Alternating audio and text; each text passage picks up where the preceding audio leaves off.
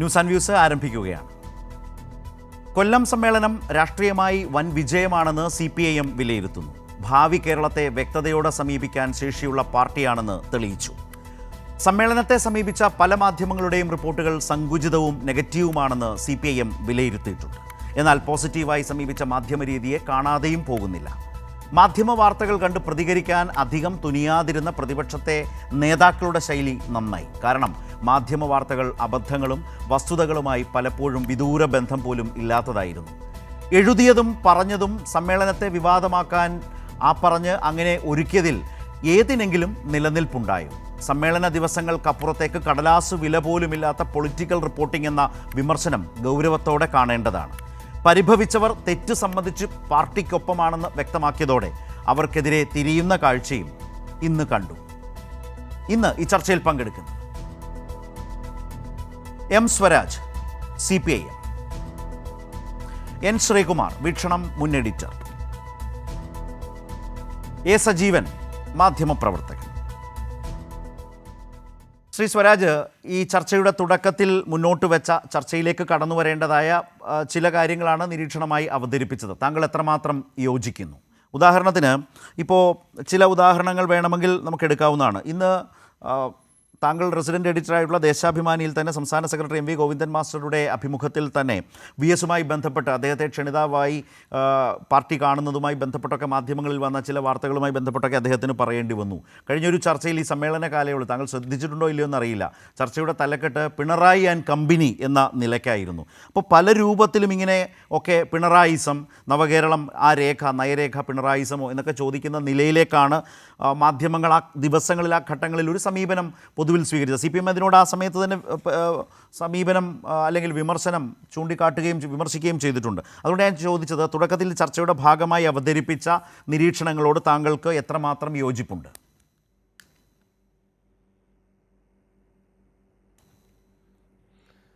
തീർച്ചയായും ഇപ്പോൾ നിങ്ങളിവിടെ സൂചിപ്പിച്ച തലക്കെട്ട് നൽകിയത് ഏഷ്യാനെറ്റിനാണ്, പിണറായി ആൻഡ് കമ്പനി എന്ന്. സത്യത്തിൽ ഒരു വിമർശനം ഉയർന്നു വന്നാൽ ആ വിമർശനത്തിന് മറുപടി പറയുമ്പോൾ ഒരു വിമർശനം എന്ന നിലയ്ക്കുള്ള അന്തസ്സ് അതിന് വേണം. ഇത് അങ്ങനെ ഒരു മറുപടി പോലും അർഹിക്കുന്നതല്ല, ഇതൊരു പുലഭ്യമാണ്, അത്രയേ ഉള്ളൂ. കേരളം മുഴുവൻ ശ്രദ്ധിച്ച രാഷ്ട്രീയ എതിരാളികൾ പോലും ഒരു പരസ്പര ബഹുമാനത്തിൻ്റെ അടിസ്ഥാനത്തിൽ എന്ന് തോന്നും വിധം സമീപിച്ച ഒരു സമ്മേളനമാണ് CPIM സംസ്ഥാന സമ്മേളനം. വളരെ നാൾ നീണ്ടുനിന്ന ഒരു വലിയ ജനാധിപത്യ പ്രക്രിയയുടെ സംസ്ഥാനതല പരിസമാപ്തിയാണത്. അപ്പോൾ അങ്ങനെ ഒരു സമ്മേളനം നടത്തി കഴിഞ്ഞ ഘട്ടത്തിൽ ഇങ്ങനെ ഒരു തലക്കെട്ട് കൊടുക്കണമെങ്കിൽ അത് മാധ്യമപ്രവർത്തനത്തിൻ്റെ ഭാഗമായേ ഞാൻ കാണുന്നില്ല. അത് എന്തുകൊണ്ടങ്ങനെ സംഭവിച്ചു എന്നതിന് നമ്മളിപ്പോൾ ഒരുപാട് സംശയിച്ച് സന്ദേഹിച്ച് നിൽക്കേണ്ട ആവശ്യമില്ല. കഴിഞ്ഞ ദിവസമാണ് ഏഷ്യാനെറ്റിൽ കുംഭമേളയെക്കുറിച്ച് എന്തോ ഒരു പരാമർശം വന്നപ്പോൾ, കുംഭമേളയെക്കുറിച്ചൊരു പരാമർശം വന്നപ്പോൾ അതിൻ്റെ മുതലാളി അദ്ദേഹം തന്നെ പരസ്യപ്പെടുത്തല്ലോ, ആവശ്യമായ നിർദ്ദേശം കൊടുത്തിട്ടുണ്ട്, ഞാൻ ഇങ്ങനെ പറയാൻ പാടില്ല എന്ന് തൻ്റെ മാധ്യമപ്രവർത്തകരോട് അവർക്ക് വേണ്ട നിർദ്ദേശം കൊടുത്തു എന്ന് പറഞ്ഞല്ലോ. അതായത് ഏഷ്യാനെറ്റിൻ്റെ മുതലാളിയായ പുത്തൻകൂറ്റുകാരനായ സംഘപരിവാർ നേതാവ്, മുൻ കേന്ദ്രമന്ത്രി, അദ്ദേഹം എഴുതി കൊടുക്കുന്നതനുസരിച്ച് രാഷ്ട്രീയ പ്രതിയോഗികളെ പുലഭ്യം പറയാൻ നിയോഗിക്കപ്പെട്ട അടിമവേലക്കാരാണ് ഇന്ന് ഏഷ്യാനെറ്റിലുള്ളത്. മാധ്യമപ്രവർത്തനത്തിൻ്റെ ഏഴയലത്ത് പോലും അവരെത്തിയിട്ടില്ല. മാധ്യമപ്രവർത്തനത്തെ അങ്ങേയറ്റം അപമാനിക്കുന്ന നിലപാടാണ് അവർ സ്വീകരിക്കുന്നത്. സത്യത്തിൽ മാധ്യമപ്രവർത്തകർ തന്നെ പ്രതികരിക്കേണ്ടതാണ് ഇത്തരം കാര്യങ്ങൾ. മാധ്യമപ്രവർത്തനത്തിൻ്റെ അന്തസ്സ് കെടുത്തുന്ന സമീപനമാണ് ഈ കാര്യത്തിൽ വന്നത്. അത് സാന്ദർഭികമായി താങ്കൾ സൂചിപ്പിച്ചുകൊണ്ട് ഞാൻ പറഞ്ഞു വന്നേ ഉള്ളൂ. CPIM സംസ്ഥാന സമ്മേളനത്തെ പൊതുവിൽ മാധ്യമങ്ങൾ കണക്കാക്കിയ ഒരു രീതി എനിക്ക് വലിയ ആശ്ചര്യം തോന്നി. എന്തുകൊണ്ടെന്നാൽ ഇപ്പോൾ മാധ്യമങ്ങൾ സ്വാഭാവികമായും ചില വിമർശനങ്ങൾ ഉയർത്തും, അത് നമുക്ക് പ്രതീക്ഷിക്കാം, അത് വേണം താനും.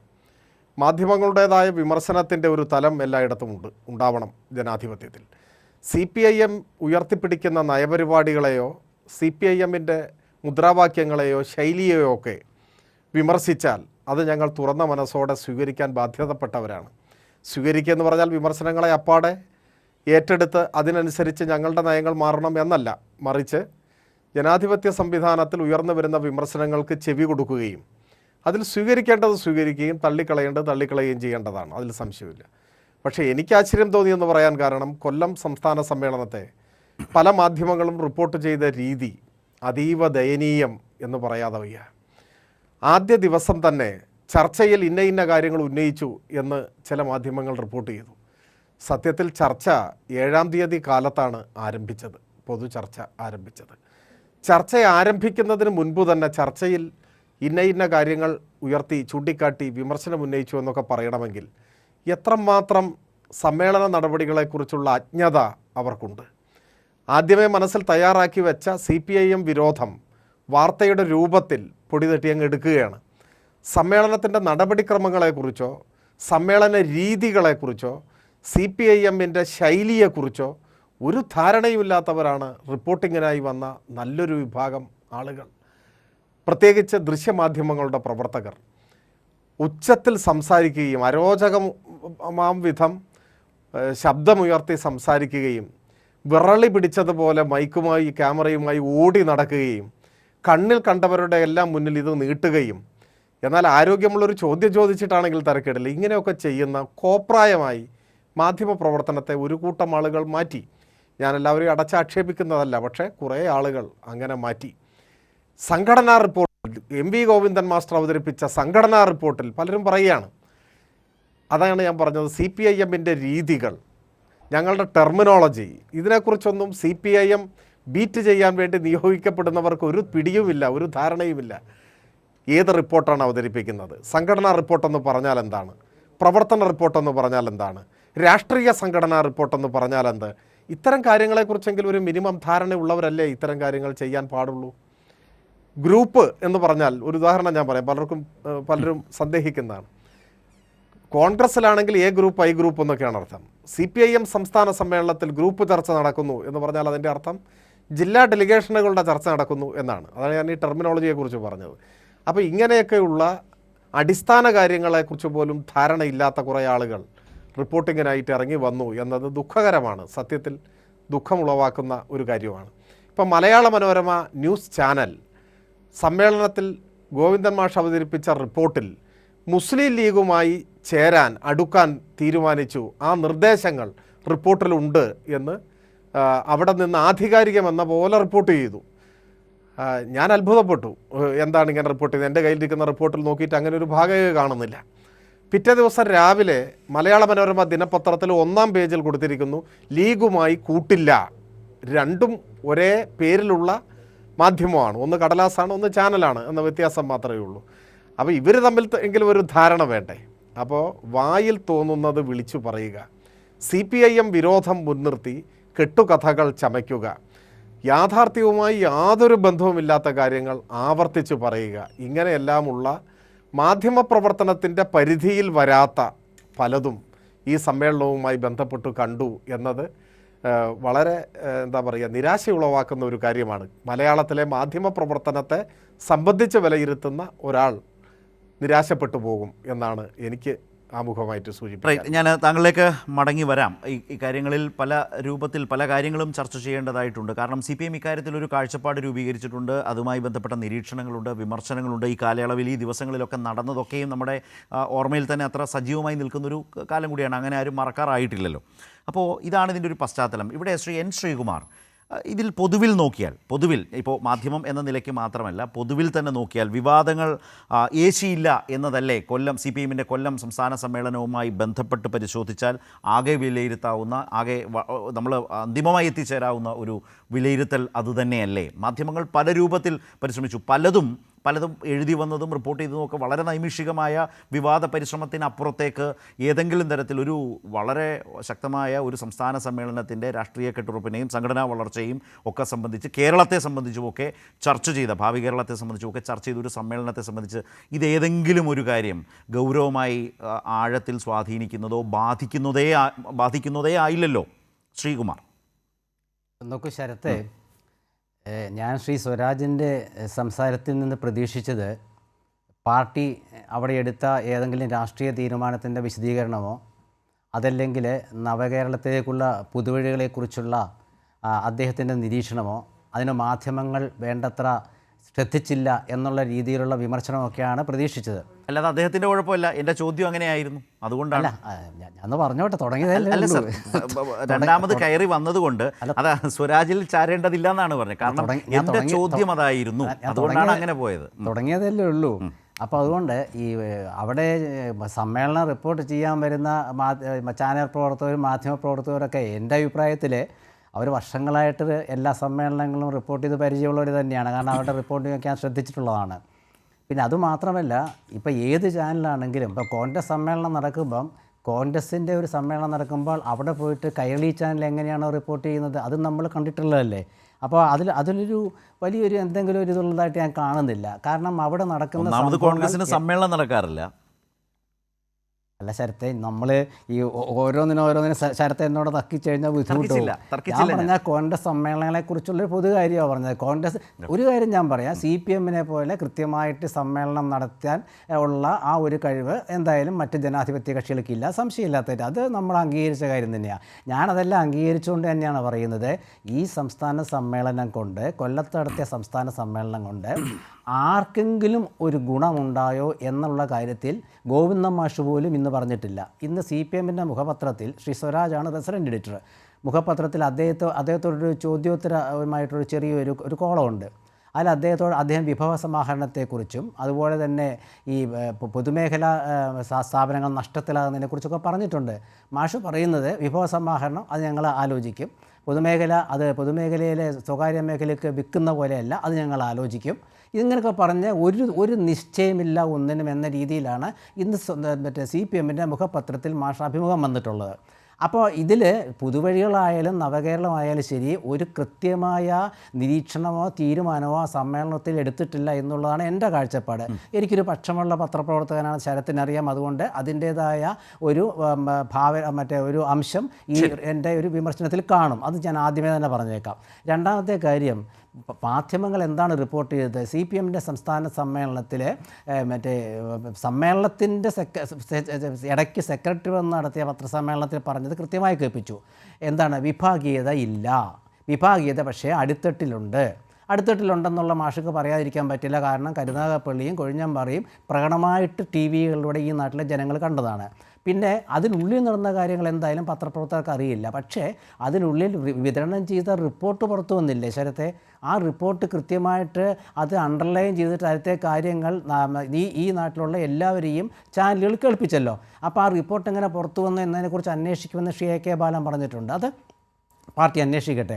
പക്ഷേ അവിടെ നടന്ന ഒരു കാര്യത്തിൽ തെരഞ്ഞെടുപ്പാണല്ലോ, സംസ്ഥാന കമ്മിറ്റി അംഗങ്ങളുടെയൊക്കെ തെരഞ്ഞെടുപ്പാണ്. ഈ തെരഞ്ഞെടുപ്പിനെക്കുറിച്ച് മാധ്യമങ്ങളും ഒന്നും അല്ലല്ലോ വിഷയം ഉണ്ടാക്കിയത്. അവിടുന്ന് ഒരു നേതാവ് പുറത്ത് വന്നിട്ട് അദ്ദേഹം പറഞ്ഞു, പത്മകുമാർ പുറത്ത് വന്നിട്ട് പറഞ്ഞു, ഇതിൽ എനിക്ക് 52 വർഷത്തെ പരിചയമുണ്ട്, 9 വർഷത്തെ പാർലമെൻ്ററി പരിചയമുള്ള ആളെയാണ് സംസ്ഥാന കമ്മിറ്റിയിൽ എടുത്തത്. അത് ഞാൻ പാർട്ടിയിൽ പറഞ്ഞതുകൊണ്ട് കാര്യമില്ലാത്തത് കൊണ്ട് പരസ്യമായി പറയുന്നു. അത് ഫേസ്ബുക്കിൽ ഇട്ടത് തെറ്റായിപ്പോയി എന്ന് പിന്നെ എനിക്ക് തോന്നി, അത് അംഗീകരിക്കുകയും ചെയ്യുന്നു. ശരി, അതാണ് ഒന്നാമത്തെ കാര്യം. പിന്നെ ഓരോ നേതാക്കളും ഫേസ്ബുക്ക് പോസ്റ്റ് ഇട്ടിട്ടുണ്ട്. ഓരോ നേതാക്കളെല്ലാം, നേതാവിൻ്റെ മകൻ ഇട്ടിട്ടുണ്ട്, മഹിളാ നേതാവ് ഇട്ടിട്ടുണ്ട്, എല്ലാവരും ഇട്ടിട്ടുണ്ട്. ഇതൊക്കെ വ്യാഖ്യാനിച്ച് കൊണ്ടുവരികയാണെങ്കിൽ ഇതിൻ്റെയൊക്കെ പിന്നിലെല്ലാം ഉണ്ട്. അപ്പോൾ ഈ സാമൂഹ്യ മാധ്യമങ്ങൾ ഉള്ളതുകൊണ്ട് ചില നേതാക്കളൊക്കെ പിന്നിൽ നിന്ന് കുത്താനോ മുന്നിൽ നിന്ന് കുത്താനോ സൈഡിൽ നിന്ന് കുത്താനോ ഒക്കെ പറ്റിയിട്ടുണ്ട്. അത് പാർട്ടി മാധ്യമപ്രവർത്തകർ ഉണ്ടാക്കിയതല്ലല്ലോ. അത് മാധ്യമപ്രവർത്തകർ റിപ്പോർട്ട് ചെയ്യും. ആ റിപ്പോർട്ട് ചെയ്യുമ്പോൾ അവരുടെ വിശദീകരണം ചോദിക്കും, ഒരുപാട് കാര്യങ്ങൾ ചോദിക്കും. ഒപ്പം നമ്മളെപ്പോലുള്ള ഈ വക സമ്മേളനത്തിലെ ഗുണഫലങ്ങൾ കാക്ഷിക്കുന്ന പത്രപ്രവർത്തകരായ രാഷ്ട്രീയ വിമർശകർ നമ്മളെന്താ ചെയ്യാന്ന് വെച്ചാൽ, എന്താണ് ആ പാർട്ടി സമ്മേളനം ജനങ്ങൾക്ക് മുമ്പിൽ വെച്ചത്? അങ്ങനെ വെക്കുമ്പോൾ ഒന്നും കാണുന്നില്ല ശരത്തെ. ഞാൻ ശ്രീ സ്വരാജ് നിന്ന് പ്രതീക്ഷിച്ചെന്ന് ആദ്യമേ പറഞ്ഞതുകൊണ്ട് ഞാൻ അതിൻ്റെ സാഹചര്യം ഞാൻ സൂചിപ്പിച്ചു. കാരണം ഒരു ചർച്ചയിലേക്ക് അദ്ദേഹം എന്നല്ല താങ്കളാണെങ്കിലും താങ്കൾക്ക് ഇത്രയും പറയാനൊരു അവസരം പൊതുവിൽ തന്നെ വന്നത് എന്തുകൊണ്ടാണ്? എൻ്റെ ചോദ്യം ആ രൂപത്തിലായിരുന്നു, വിവാദങ്ങൾ ഏശിയില്ല എന്ന് പറയുമ്പോഴത്തേക്ക് കുറേ കൂടി ബ്രോഡായ ഒരു സ്പേസിലേക്കാണ് പോയത്. ഞാൻ താങ്കൾ കൂടി വരട്ടെ എന്നോർത്ത് അദ്ദേഹത്തിൽ നിന്ന് ഈ ചർച്ച പോയ ഘട്ടത്തിൽ മാധ്യമങ്ങളുമായി ബന്ധപ്പെട്ട ഒരു വിമർശനത്തിൻ്റെ തലം ഉണ്ട്. അതിലെന്താണ് അദ്ദേഹത്തിൻ്റെ നിരീക്ഷണം? ഇതായിരുന്നു ചോദിച്ചത്. ഞാൻ ആവർത്തിക്കേണ്ട കാര്യമില്ലല്ലോ, കാണുന്നവർക്ക് മനസ്സിലാവുമല്ലോ. ഇവിടെ ഇവിടെ ശ്രീ സ്വരാജ്, ഞാൻ ശ്രീ സജീവനിലേക്ക് വരുന്നതിന് മുമ്പ് അദ്ദേഹം ഉന്നയിച്ച വളരെ പ്രധാനപ്പെട്ട ചില വിമർശനങ്ങളുണ്ട്. അത് മാധ്യമ വാർത്തകളുമായി ബന്ധപ്പെട്ടാണ്. സംസ്ഥാന സെക്രട്ടേറിയറ്റും സംസ്ഥാന കമ്മിറ്റിയും സംസ്ഥാന സെക്രട്ടേറിയറ്റും ഒക്കെ വന്നു കഴിഞ്ഞപ്പോൾ ഉണ്ടായ ചില പ്രതികരണങ്ങളുമായി സമൂഹ മാധ്യമങ്ങളിലൂടെ വന്നത്, അതിൻ്റെ പുറകെ മാധ്യമങ്ങൾ പോയത്, ശരിയായ പൊളിറ്റിക്കൽ റിപ്പോർട്ടിംഗ് ആണ് അവിടെ നടന്നിട്ടുള്ളത്, അനുഭവ സമ്പത്ത് പ്രകടമായിരുന്നു. അതുപോലെ തന്നെ വളരെ കാതലായ പ്രശ്നങ്ങളിൽ എന്തെങ്കിലും ഒരു ഗുണമുണ്ടോ എന്ന ഒരു ചോദ്യവും അദ്ദേഹത്തിൻ്റെ ഭാഗത്തു നിന്നുണ്ട്. താങ്കൾ വ്യക്തമായി കേട്ടത് തന്നെയാണ്. എങ്കിലും ഈ കാര്യങ്ങളിൽ, ഈ മേഖലയിൽ താങ്കളുടെ ഒരു മറുപടി വേണ്ടതുണ്ടെന്ന് തോന്നുന്നു.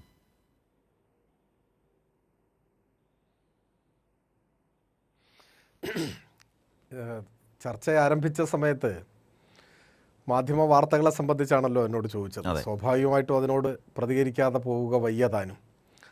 ആ പ്രതികരിച്ച കാര്യങ്ങളെക്കുറിച്ച് പക്ഷേ നിർഭാഗ്യവശാൽ ബഹുമാന്യനായ വീക്ഷണത്തിൻ്റെ മുൻ എഡിറ്റർ പ്രതികരിച്ച് കണ്ടില്ല. എന്താണെന്ന് ചോദിച്ചാൽ, ഞാൻ ഏഷ്യാനെറ്റിനെ കുറിച്ച് പേരെടുത്താണല്ലോ പറഞ്ഞത്. അദ്ദേഹം അംഗീകരിക്കുമോ ഈ റിപ്പോർട്ടിംഗ് ശൈലിയെ? അദ്ദേഹത്തിൻ്റെ ശ്രദ്ധയിൽ ഉണ്ടാവില്ലേ കഴിഞ്ഞ ദിവസം രാജീവ് ചന്ദ്രശേഖർ കൊടുത്ത നിർദ്ദേശം? അപ്പോൾ മലയാളത്തിലെ ആദ്യത്തെ സ്വകാര്യ ടെലിവിഷൻ ചാനൽ ഇന്ന് എത്തി നിൽക്കുന്ന ഒരു പ്രത്യേക സന്ധിയുണ്ട്. അതിനെ സംബന്ധിച്ച് അദ്ദേഹം എങ്ങനെയാണ് ചിന്തിക്കുന്നതെന്ന് എനിക്ക് അറിഞ്ഞുകൂടാ. അദ്ദേഹം അതിനെക്കുറിച്ച് എന്തെങ്കിലും പറയുമെന്ന് ഞാൻ വിചാരിക്കുന്നു. മലയാളത്തിലെ ആദ്യത്തെ സ്വകാര്യ ദൃശ്യമാധ്യമ രംഗത്ത് ഇപ്പോൾ വാർത്തകൾ കൈകാര്യം ചെയ്യുന്നതിൽ അതിൻ്റെ ഉടമയായിട്ട് ഇപ്പോൾ മാറിയിട്ടുള്ള സംഘപരിവാർ നേതൃതലത്തിൽ പ്രവർത്തിക്കുന്ന ആൾ നേരിട്ട് തന്നെ ഇടപെട്ട് നൽകുന്ന നിർദ്ദേശങ്ങൾ, അതിനനുസരിച്ച് വാർത്തകൾ തയ്യാറാക്കേണ്ട ഗതികേടിൽ അവരെത്തി നിൽക്കുന്നു എന്നത് ഇങ്ങനെ ഒരു ചർച്ചയിൽ എനിക്ക് ചൂണ്ടിക്കാണിക്കാനുള്ള ധാർമ്മികമായ അവകാശമുണ്ട് എന്നാണ് ഞാൻ വിചാരിക്കുന്നത്. ഒരു സമ്മേളനം, മഹത്തായ ഒരു സമ്മേളനം നടന്നു കഴിയുമ്പോൾ പിണറായി ആൻഡ് കമ്പനി എന്നെഴുതുന്നതിൻ്റെ മാനസികാവസ്ഥ എന്താണ്? ഒരിക്കലും അവിടെ നിന്ന് മോദി ആൻഡ് കമ്പനി എന്നൊരു തലക്കെട്ട് നിങ്ങൾക്ക് പ്രതീക്ഷിക്കാൻ പറ്റില്ല. അങ്ങനെ കൊടുത്താൽ പിന്നെ ആൾ അവിടെ ഉണ്ടാവില്ല. അപ്പോൾ ഇതൊക്കെ നമ്മുടെ സമൂഹം തിരിച്ചറിയുന്നുണ്ട്. ഞാനതൊന്ന് എടുത്തു പറഞ്ഞു എന്നേ ഉള്ളൂ. ആ എടുത്തു പറഞ്ഞതിൽ ഒരുപക്ഷെ നിങ്ങൾക്ക് വ്യത്യസ്ത അഭിപ്രായം ഉണ്ടാവാം. പക്ഷെ ഞാൻ പറഞ്ഞത് വസ്തുതയല്ല എന്ന് ഖണ്ഡിക്കാൻ കഴിയില്ല. 2, സമ്മേളനത്തിന് ശേഷമുണ്ടായ ചില കാര്യങ്ങളെക്കുറിച്ച് പറഞ്ഞു. ഇപ്പോൾ ശരിയാണ്, പത്മകുമാർ ഒരു ഫേസ്ബുക്ക് പോസ്റ്റ് ഇട്ടു. അത് സാധാരണ നിലയിൽ ഒരു പാർട്ടി പ്രവർത്തകൻ, ഒരു പാർട്ടി നേതാവിൻ്റെ ഭാഗത്തുണ്ടാവാൻ പാടില്ലാത്തതാണ്. അദ്ദേഹം അത് തിരുത്തി. അദ്ദേഹം പോസ്റ്റ് പിൻവലിക്കുക മാത്രമല്ല ചെയ്തത്, അദ്ദേഹം ഇന്ന് മാധ്യമങ്ങളോട് പ്രതികരിച്ചിട്ടുണ്ട്. അദ്ദേഹത്തിൻ്റെ നിലപാട് വ്യക്തമാക്കിയിട്ടുണ്ട്. അത് ബഹുമാന്യനായ സഹപാനലിസ്റ്റ് ശ്രദ്ധിക്കും എന്നാണ് ഞാൻ വിചാരിക്കുന്നത്. അതോടുകൂടി ആ വിവാദ സാധ്യത അസ്തമിച്ചു. പിന്നെ നിങ്ങൾ പറഞ്ഞ മഹിളാ നേതാവ്, അവരൊക്കെ കാര്യങ്ങൾ വിശദീകരിച്ചിട്ടുണ്ട്. അവർ പറയാത്ത കാര്യങ്ങൾ അവരുടെ വായിൽ തിരുകുന്നത് ശരിയാണോ എന്ന് ഈ ഘട്ടത്തിൽ ചോദിക്കാൻ ഞാൻ ആഗ്രഹിക്കുകയാണ്. കടകംപള്ളിയെക്കുറിച്ച് എന്താ പറഞ്ഞത്? കടകംപള്ളി അദ്ദേഹത്തിൻ്റെ പ്രൊഫൈൽ ചിത്രം മാറ്റിയത് കഴിഞ്ഞ നവകേരള സദസ്സിൻ്റെ ഒരു വലിയ മഹത്തായ ഒരു ജനക്കൂട്ടത്തിൻ്റെ ചിത്രമാണ്. ഒരു മാധ്യമം കണ്ടുപിടിച്ചത് അതിൻ്റെ ഒടുവിൽ ഒരു അതിശയചിഹ്നം ഇട്ടിരിക്കുന്നു. അത് പ്രതിഷേധ സൂചകമാണെന്നാണ്. ഞാൻ ആദ്യമായാണ് മലയാള ഭാഷയിൽ ആശ്ചര്യചിഹ്നം പ്രതിഷേധ സൂചകമാണ് എന്ന് ഒരു മാധ്യമം പറയുന്നത്. അത് ഏത് മലയാള വ്യാകരണ പദ്ധതി അനുസരിച്ചാണ് അങ്ങനെ എന്നുള്ളത് എനിക്ക് മനസ്സിലായിട്ടില്ല. നമ്മുടെ മാധ്യമങ്ങൾ ഏതൊക്കെ ദിശയിൽ കൂടി സഞ്ചരിക്കുന്നുണ്ട് എന്നതിൻ്റെ ഒരു സൂചനയാണ് ഞാൻ പറഞ്ഞത്. ഒപ്പം ഞാൻ ആദ്യ ഭാഗത്ത് പറഞ്ഞത് മാധ്യമപ്രവർത്തകർ റിപ്പോർട്ടിങ്ങിനെ കുറിച്ച് ഞാൻ വ്യക്തമായല്ലേ പറഞ്ഞത്, സ്പെസിഫിക് ആയിരുന്നു ഞാൻ പറഞ്ഞത്. മലയാള മനോരമ ചാനൽ പറയുന്നു മുസ്ലിം ലീഗിനെ ഒപ്പം കൂട്ടാൻ തീരുമാനം, റിപ്പോർട്ടിൽ നിർദ്ദേശം. മനോരമ പത്രം പറയുന്നു മുസ്ലിം ലീഗിനെ കൂട്ടില്ല, ലീഗുമായി കൂട്ടില്ല, അതാണ് തലക്കെട്ട് 1-ാം പേജിൽ. ഇതെങ്ങനെ സംഭവിക്കുന്നു? ഇത് രണ്ടും കൂടി ശരിയാവില്ലല്ലോ. ആ മാധ്യമപ്രവർത്തനത്തെയാണോ അങ്ങ് പരിചയസമ്പന്നരാണ് റിപ്പോർട്ട് ചെയ്യുന്നത് എന്നൊക്കെ പറയുന്നത്?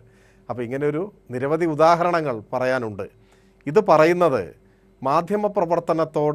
മാധ്യമപ്രവർത്തകരായി വന്ന ചിലർ കാണിച്ച അനീതി ചൂണ്ടിക്കാണിക്കാനാണ്. അത് ആ ഭാഗം.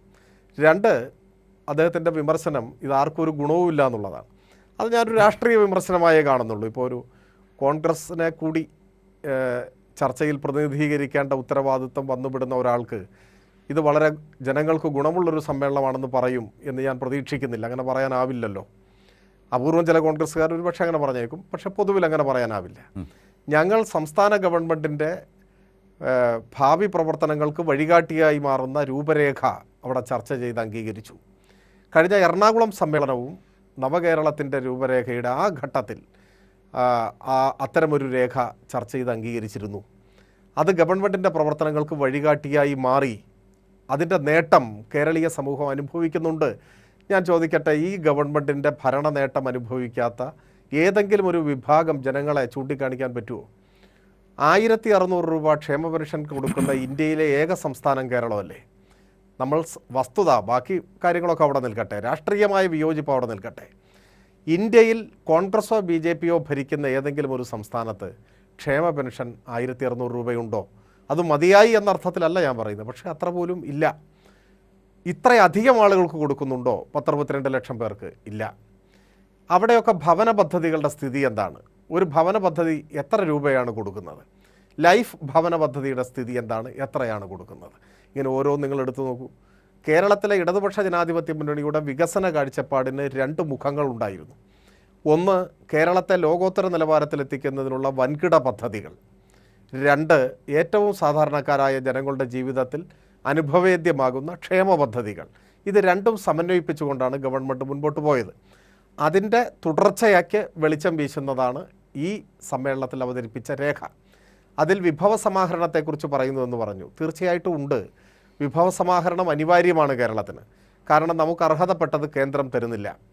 കേന്ദ്ര വിഹിതം വെട്ടിക്കുറയ്ക്കുന്നു, ബജറ്റ് വിഹിതം വെട്ടിക്കുറയ്ക്കുന്നു. കേന്ദ്രാവിഷ്കൃത പദ്ധതികളിലെ കേന്ദ്ര ഗവൺമെൻറ്റിൻ്റെ പങ്കാളിത്തം വെട്ടിച്ചുരുക്കുന്നു. കടമെടുക്കാനുള്ള അവകാശം തടയുന്നു. നമ്മൾ കോടതിയിൽ പോകേണ്ടി വരുന്നു. ഇത്തരമൊരു ഘട്ടത്തിൽ നമ്മുടെ വികസന പ്രവർത്തനങ്ങൾ ലക്ഷ്യത്തിലെത്തണമെങ്കിൽ അധിക വിഭവ സമാഹരണം വേണ്ടി വരും. അപ്പോൾ അതിൻ്റെ മാർഗ്ഗങ്ങളെക്കുറിച്ച് ഞങ്ങൾ ചർച്ച ചെയ്തു. അതിൻ്റെ വിശദാംശങ്ങളൊക്കെ ഞങ്ങൾ ചർച്ച ചെയ്തിട്ടുണ്ട്. അതെല്ലാം രഹസ്യമായി വെക്കണമെന്ന് ഞങ്ങൾ ഉദ്ദേശിക്കുന്നില്ല. ഗോവിന്ദൻ മാസ്റ്ററുടെ അഭിമുഖം എന്ന് പറയുന്നത് ഒരു ചെറിയ ഇൻ്റർവ്യൂ ആണ്. അതൊരു നീളമുള്ള ഇൻ്റർവ്യൂ അല്ല. അത് സമ്മേളനം കഴിഞ്ഞ ഉടനെയുള്ള പ്രാഥമിക പ്രതികരണമാണ്. എന്നാൽ ഈ രേഖ തന്നെ, അതിൻ്റെ വിശദാംശങ്ങൾ കേരളീയ സമൂഹത്തിൻ്റെ മുൻപാകെ വരും. ഇതൊന്നും രഹസ്യമായിട്ട് ഞങ്ങൾ വെക്കണമെന്ന് ആഗ്രഹിക്കുന്ന ഒരു കാര്യമല്ല. അപ്പോൾ അതിൻ്റെ കൂടുതൽ വിശദാംശങ്ങൾ ജനങ്ങൾക്ക് മനസ്സിലാക്കാൻ കഴിയും.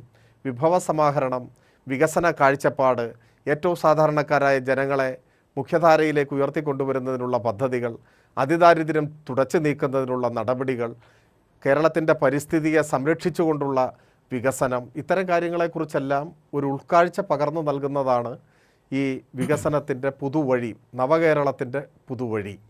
അത് തീർച്ചയായും കേരളത്തിനും കേരളീയർക്കും നേട്ടമായിട്ട് ഭവിക്കുന്ന രേഖയാണ്. അതാണ് ചർച്ച ചെയ്തത്. അത്തരം ഒരു ചർച്ച കൂടി ഉൾപ്പെട്ട സമ്മേളനമാണ് ഈ സമ്മേളനം. അതാണ് ഇത്തവണത്തെ സമ്മേളനത്തിൻ്റെ പ്രത്യേകത. സംഘടനാ കാര്യങ്ങൾക്ക് പുറമെ വികസനത്തിൻ്റെ നവകേരളത്തിൻ്റെ പുതുവഴികൾ എന്ന പേരിൽ ഒരു വികസന പരിപ്രേക്ഷ്യം കൂടി ചർച്ച ചെയ്ത സമ്മേളനം എന്നതാണ്. അതിനെ ആ അർത്ഥത്തിലും വ്യാപ്തിയിലും സമീപിക്കാനും അതിൽ ക്രിയാത്മകമായ വിമർശനങ്ങൾ ഉയർത്താനും കേരളത്തിലെ മാധ്യമങ്ങൾക്ക് എത്ര കണ്ട് സാധിച്ചു എന്നുള്ളത് എല്ലാവരും പരിശോധിച്ചാൽ നമുക്ക് മനസ്സിലാക്കാൻ കഴിയുന്നതേ ഉള്ളൂ. ഈ ഘട്ടത്തിൽ ഇത്രയും കാര്യങ്ങളെ ഞാൻ താങ്കളിലേക്ക് വരാം. തീർച്ചയായും അത്തരം പരിശോധനകൾ വേണ്ടതുണ്ട്. അത്തരം പരിശോധനകൾക്ക് ചില ചൂണ്ടിക്കാട്ടലുകൾ, അതിനനുസരിച്ചുള്ള തിരുത്തൽ വരുത്താൻ സന്മനസ്സുണ്ടെങ്കിൽ, താല്പര്യമുണ്ടെങ്കിലാകാം. പക്ഷേ എപ്പോഴും രാഷ്ട്രീയ താല്പര്യങ്ങൾ എന്നുള്ളത് വളരെ പ്രധാനപ്പെട്ട കാര്യം തന്നെയാണ്. ഇവിടെ ശ്രീ സജീവൻ, ഞാൻ താങ്കളിലേക്ക് വരുമ്പോൾ ഒരു പ്രധാനപ്പെട്ട കാര്യം നേരത്തെ ഈ സ്വരാജ് പറഞ്ഞത് ശ്രദ്ധിച്ചിട്ടുണ്ടാവും.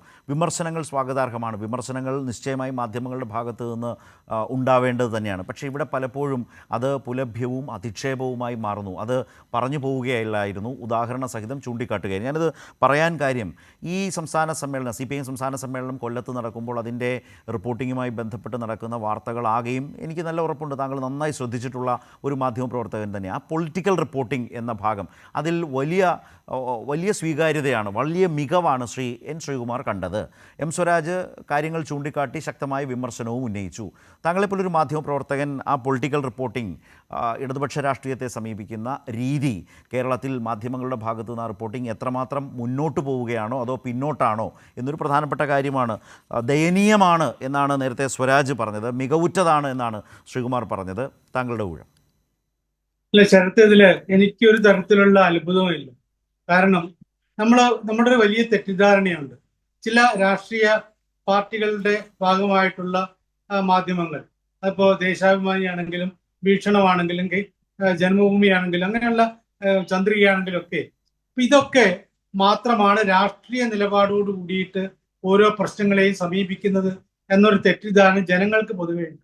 മറ്റുള്ളവരൊക്കെ ദേശീയ പത്രങ്ങൾ എന്ന രീതിയിൽ അല്ലെങ്കിൽ ദേശീയ ചാനലുകൾ എന്ന രീതിയിൽ ഞങ്ങൾ പൂർണ്ണമായിട്ടും നിഷ്പക്ഷരാണ് എന്ന് ജനങ്ങളെ ബോധ്യപ്പെടുത്തുന്ന തരത്തിലാണ് പെരുമാറാറുള്ളത്. അങ്ങനെ ചിത്രീകരിക്കാനാണ് സ്വയം ചിത്രീകരിക്കാനാണ് ശ്രമിക്കാറുള്ളത്. പക്ഷേ അതൊരു വലിയ കാപട്യമാണ്. ഈ സ്ഥാപനങ്ങൾക്കൊക്കെ ഇതിൽ റിപ്പോർട്ട് ചെയ്യാൻ വരുന്ന ആളുകൾക്കൊക്കെ പ്രത്യേകമായ രാഷ്ട്രീയ താല്പര്യങ്ങളുണ്ട്.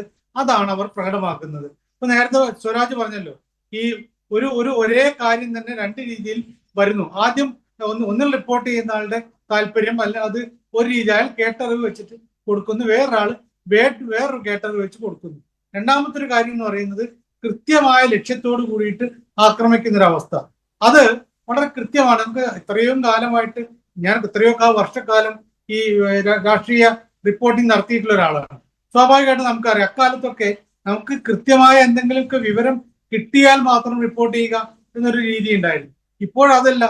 നിങ്ങൾക്ക് ഈ സംഭവത്തെ കുറിച്ച് കൃത്യമായ വിവരമൊന്നും ഇല്ലെങ്കിൽ പോലും ഭാവനയിൽ കിട്ടാവുന്ന അല്ലെങ്കിൽ ആരെങ്കിലും പറഞ്ഞു കേട്ട കാര്യങ്ങൾ വെച്ചുകൊണ്ട് അത് റിപ്പോർട്ട് ചെയ്യാന്ന് പറയുന്ന ഒരു തരത്തിൽ നേരത്തെ സ്വരാജ് ഉപയോഗിച്ച പോലെ ഒരു തരംതാണ രൂപത്തിലുള്ള റിപ്പോർട്ടിംഗ് രീതി ഇപ്പോൾ ഉണ്ടായിട്ടുണ്ട്.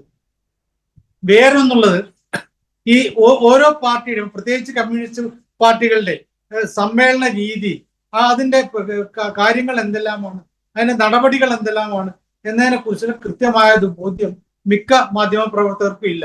ഈ റിപ്പോർട്ട് ചെയ്യാൻ വരുന്ന ആളുകൾക്കൊന്നും അങ്ങനെയില്ല. അതുകൊണ്ടാണ് ഇപ്പോൾ വളരെ പരിഹാസത്തോടു കൂടി തന്നെ സ്വരാജ് ഇവിടെ പറഞ്ഞ കാര്യം, ഒരു മൈക്കും വെച്ചുകൊണ്ട് ഇങ്ങനെ ഓടി നടക്കുകയാണ്. ആരെങ്കിലും എന്തെങ്കിലും പറഞ്ഞാൽ അത് വാർത്തയാകുക എന്നുള്ള രീതിയിലേക്കാണ് അവർ പോകുന്നത്. സ്വാഭാവികമായിട്ട് നമുക്ക് അറിയാം, ഇപ്പൊ കമ്മ്യൂണിസ്റ്റ് പാർട്ടികളുടെ സമ്മേളനം, പ്രത്യേകിച്ച് CPM സമ്മേളനം എന്ന് പറയുന്നത്, അതിനൊരു കൃത്യമായിട്ടുള്ള ചട്ടവട്ടങ്ങളുണ്ട്. അവിടെ വിമർശനങ്ങൾ ഉയരണം. അതായത് കഴിഞ്ഞ പാർട്ടി സമ്മേളനത്തിന് ശേഷം ഈ പാർട്ടി സമ്മേളനം വരെയുള്ള കാലഘട്ടമുണ്ട്. ആ സമയത്തിന്റെ പൂർണ്ണമായ ഇഴകീറിയിട്ടുള്ള പരിശോധന, ശരിക്കും പറഞ്ഞാൽ ഒരു പോസ്റ്റ്മോർട്ടം കൃത്യമായി നടത്തുക എന്നുള്ളതാണ് പാർട്ടി സമ്മേളനങ്ങളുടെ പ്രധാനപ്പെട്ട കർത്തവ്യം. അതാണ് എല്ലാ പാർട്ടികളിലും നടക്കേണ്ടത്. ആ കാര്യം കൃത്യമായി നടത്തുന്ന ഒരു പാർട്ടിയാണ് CPM. അപ്പൊ സ്വാഭാവികമായിട്ടും അത് ഓരോ പ്രശ്നങ്ങളെ കുറിച്ചും, പാർട്ടി സെക്രട്ടറിയെ കുറിച്ച്, പാർട്ടിയിലെ മറ്റ് നേതാക്കന്മാരെ കുറിച്ച്, മുഖ്യമന്ത്രിയെ കുറിച്ച്, അല്ലെങ്കിൽ പ്രതിപക്ഷത്താണെങ്കിൽ പ്രതിപക്ഷ നേതാവിനെ കുറിച്ച്, അവരുടെയൊക്കെ പ്രവർത്തനങ്ങൾ ഓരോന്നും വിലയിരുത്താനാണ് സമ്മേളന പ്രതിനിധികളെ തെരഞ്ഞെടുക്കുന്നത്. അവര് അവിടെ പോയിട്ട് ഏതെങ്കിലുമൊക്കെ പ്രസംഗം കേട്ടിട്ട് ഭക്ഷണം കഴിച്ചെല്ലാം ഉറങ്ങിയിട്ട് തിരിച്ചു പോരില്ല. അങ്ങനെ പോരുമ്പോൾ ആ സമ്മേളനത്തിന് നേരത്തെ ശ്രീകുമാർ വെച്ച് എന്ത് ഗുണപരമായ നേട്ടം ഉണ്ടാവുന്ന ഇതാണ് കഴിഞ്ഞ ഈ സമ്മേളന കാലത്തിന് ശേഷം ഇപ്പോഴത്തെ സമ്മേളനത്തിനിടയിൽ ഉണ്ടായിട്ടുള്ള പ്രവർത്തനങ്ങളെ കുറിച്ചുള്ള ഇഴകീറി പരിശോധന ഉണ്ടാവണം, അവിടെ വിമർശനം ഉണ്ടാവണം. ആ വിമർശനം പക്ഷേ അത് എന്തോ വ്യക്തിവിരോധത്തോട് കൂടിയിട്ടുള്ള വിമർശനമാണ്. അതോടുകൂടി തന്നെ പാർട്ടി, അതായത് ശ്രീ സജീവൻ, കേരളത്തിൽ CPM കുറെ കൂടി നല്ല ഒരു എന്താ പറയുക, ഒരു ഇടതുപക്ഷ രാഷ്ട്രീയത്തെ കുറെ കൂടി ആഴത്തിലും വ്യക്തമായും ഒക്കെ സമീപിക്കുന്ന ഒരു മാധ്യമ രീതി, അത് വിമർശനമാകട്ടെ, ആ വിമർശനം കുറെ കൂടി അർഹിക്കുന്നില്ല, ആ നിലയിലേക്ക് കൊടുക്കാൻ മാധ്യമ ലോകത്തിന് ഇന്ന് കഴിയുന്നില്ല എന്ന പ്രശ്നമാണോ താങ്കൾ പറഞ്ഞു വരുന്നത്?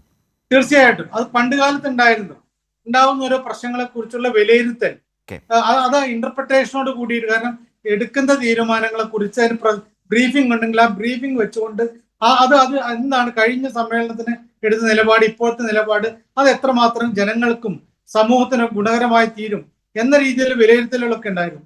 ഇപ്പോഴങ്ങനെയില്ല. ഇപ്പൊ ഈ ബ്രീഫിംഗ് പോലും കേൾക്കാതെ, എന്താണ് അവിടെ നടന്നതെന്ന് കൃത്യമായിട്ട് അറിയാതെ, എന്തെല്ലാമോ ഭാവനയിൽ കണ്ടുകൊണ്ട് പുറത്തേക്ക് വിടുന്നു. അതുകൊണ്ട് പലപ്പോഴും ഈ സമ്മേളന പ്രതിനിധികൾ പലപ്പോഴും പറയുന്നൊരു കാര്യമുണ്ട്, അവർക്ക് അത്ഭുതവും പരിഹാസ്യവുമായിട്ടൊരു കാര്യമായിട്ട് വാർത്തകൾ വരുന്നുണ്ട്.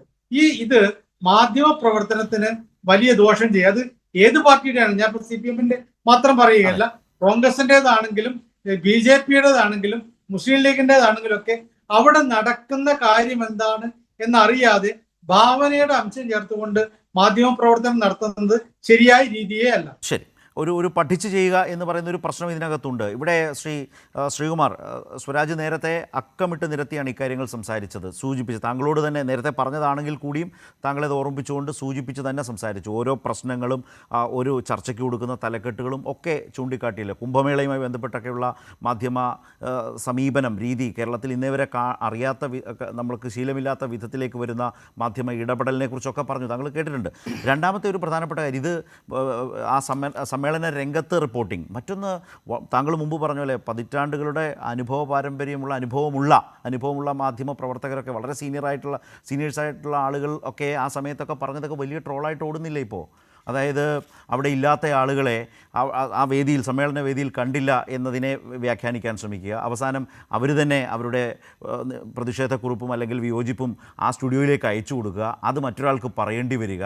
അതുപോലെ ആദ്യം സംസ്ഥാന കമ്മിറ്റിയിലുള്ള ആളുകളെ ഒഴിവാക്കിയെന്ന് പറയാൻ ശ്രമിക്കുക. അത് കഴിയുമ്പോഴത്തേക്ക് ഇങ്ങനെ ഒരു വ്യക്തതയുമില്ലാതെ എന്തെല്ലാമോ പറയുന്ന തരത്തിലേക്കൊക്കെയുള്ള എത്ര വീഡിയോ ആണ് ഒരു സംസ്ഥാന സമ്മേളനം കഴിഞ്ഞപ്പോൾ മാധ്യമ റിപ്പോർട്ടിങ്ങുമായി ബന്ധപ്പെട്ട് നമ്മുടെ നാട്ടിൽ നിൽക്കുന്നു. പക്ഷേ മറ്റൊരു പ്രധാനപ്പെട്ട കാര്യം കൂടി പറയാം. താങ്കൾ അതേക്കുറിച്ച് പറയുന്നത് എനിക്കറിയാം, കാരണം സ്വരാജ് അത് ആവശ്യപ്പെട്ടിട്ടുണ്ട്. രണ്ടാമത്തത്, ഈ എന്ത് ഗുണമാണ് ഇതുകൊണ്ടുണ്ടായെന്ന് താങ്കളുടെ ചോദ്യത്തിന് ഒരൊറ്റ വിശദീകരണം മതി. നേരത്തെ സ്വരാജ് പറഞ്ഞു ഭാവി സർക്കാരിന് വഴികാട്ടിയാവുന്ന രേഖയാണ് കാരണം ഈ സർക്കാർ, കഴിഞ്ഞ സർക്കാർ ആ നിലയിൽ കേരളത്തിന് വേണ്ടി ചെയ്തതിൻ്റെ ഏറ്റവും മികച്ച ഉത്തരവാദിത്തത്തിൽ നിന്ന്, അത് ജനങ്ങൾ അംഗീകരിച്ചതുകൂടിയാണ്, ആ ഉത്തരവാദിത്തത്തിൽ നിന്ന് ഭാവി സർക്കാരിന് വഴികാട്ടിയാവുന്ന ഒരു നയരേഖ, വികസന നയരേഖ അവതരിപ്പിച്ചു എന്നത് തന്നെയാണ് സമ്മേളനത്തിൻ്റെ വളരെ പ്രധാനപ്പെട്ട ഒരു ഗുണം.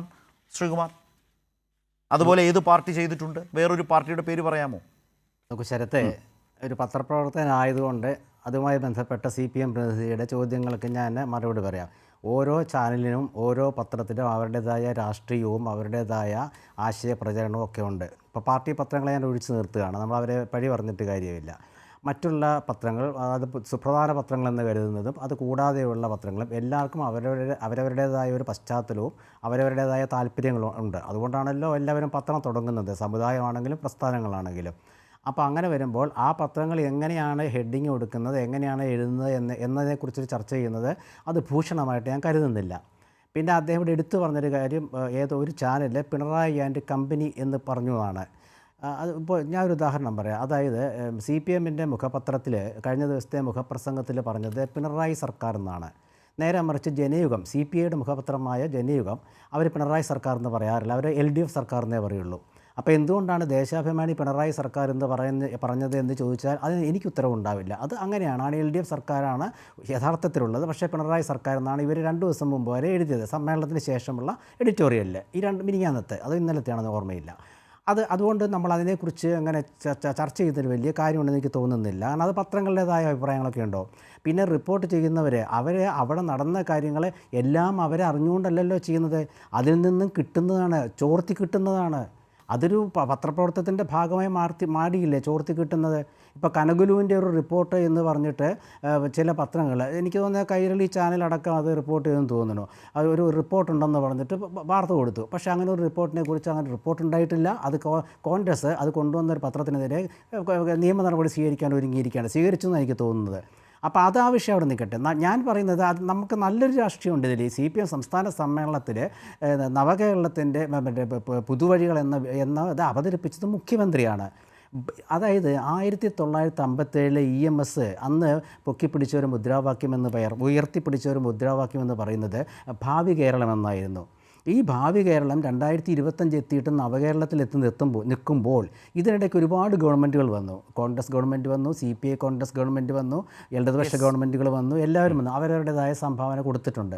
ഇവരിപ്പോൾ പറയുന്നത് നവകേരളം ഇപ്പോൾ 2016 നവകേരളം തുടങ്ങിയെന്നാണ് ആദ്യം പറഞ്ഞത്. ഒരുപാട് കാര്യങ്ങളൊക്കെ ഇടയ്ക്ക് നടന്നുപോയി. പക്ഷേ ഇപ്പോൾ പറയുന്നത് നവകേരളത്തിലേക്കുള്ള പുതുവഴികൾ. അപ്പോൾ പഴയ വഴിയെന്ന് പറയുന്നത് എന്നെപ്പോലുള്ളവർ കാണുന്നത് നവകേരള സദസ്സിൻ്റെ വഴികളാണ്. ആ വഴികൾ എന്തായാലും നമുക്ക് പിന്തുടരാൻ പറ്റുന്നതല്ല.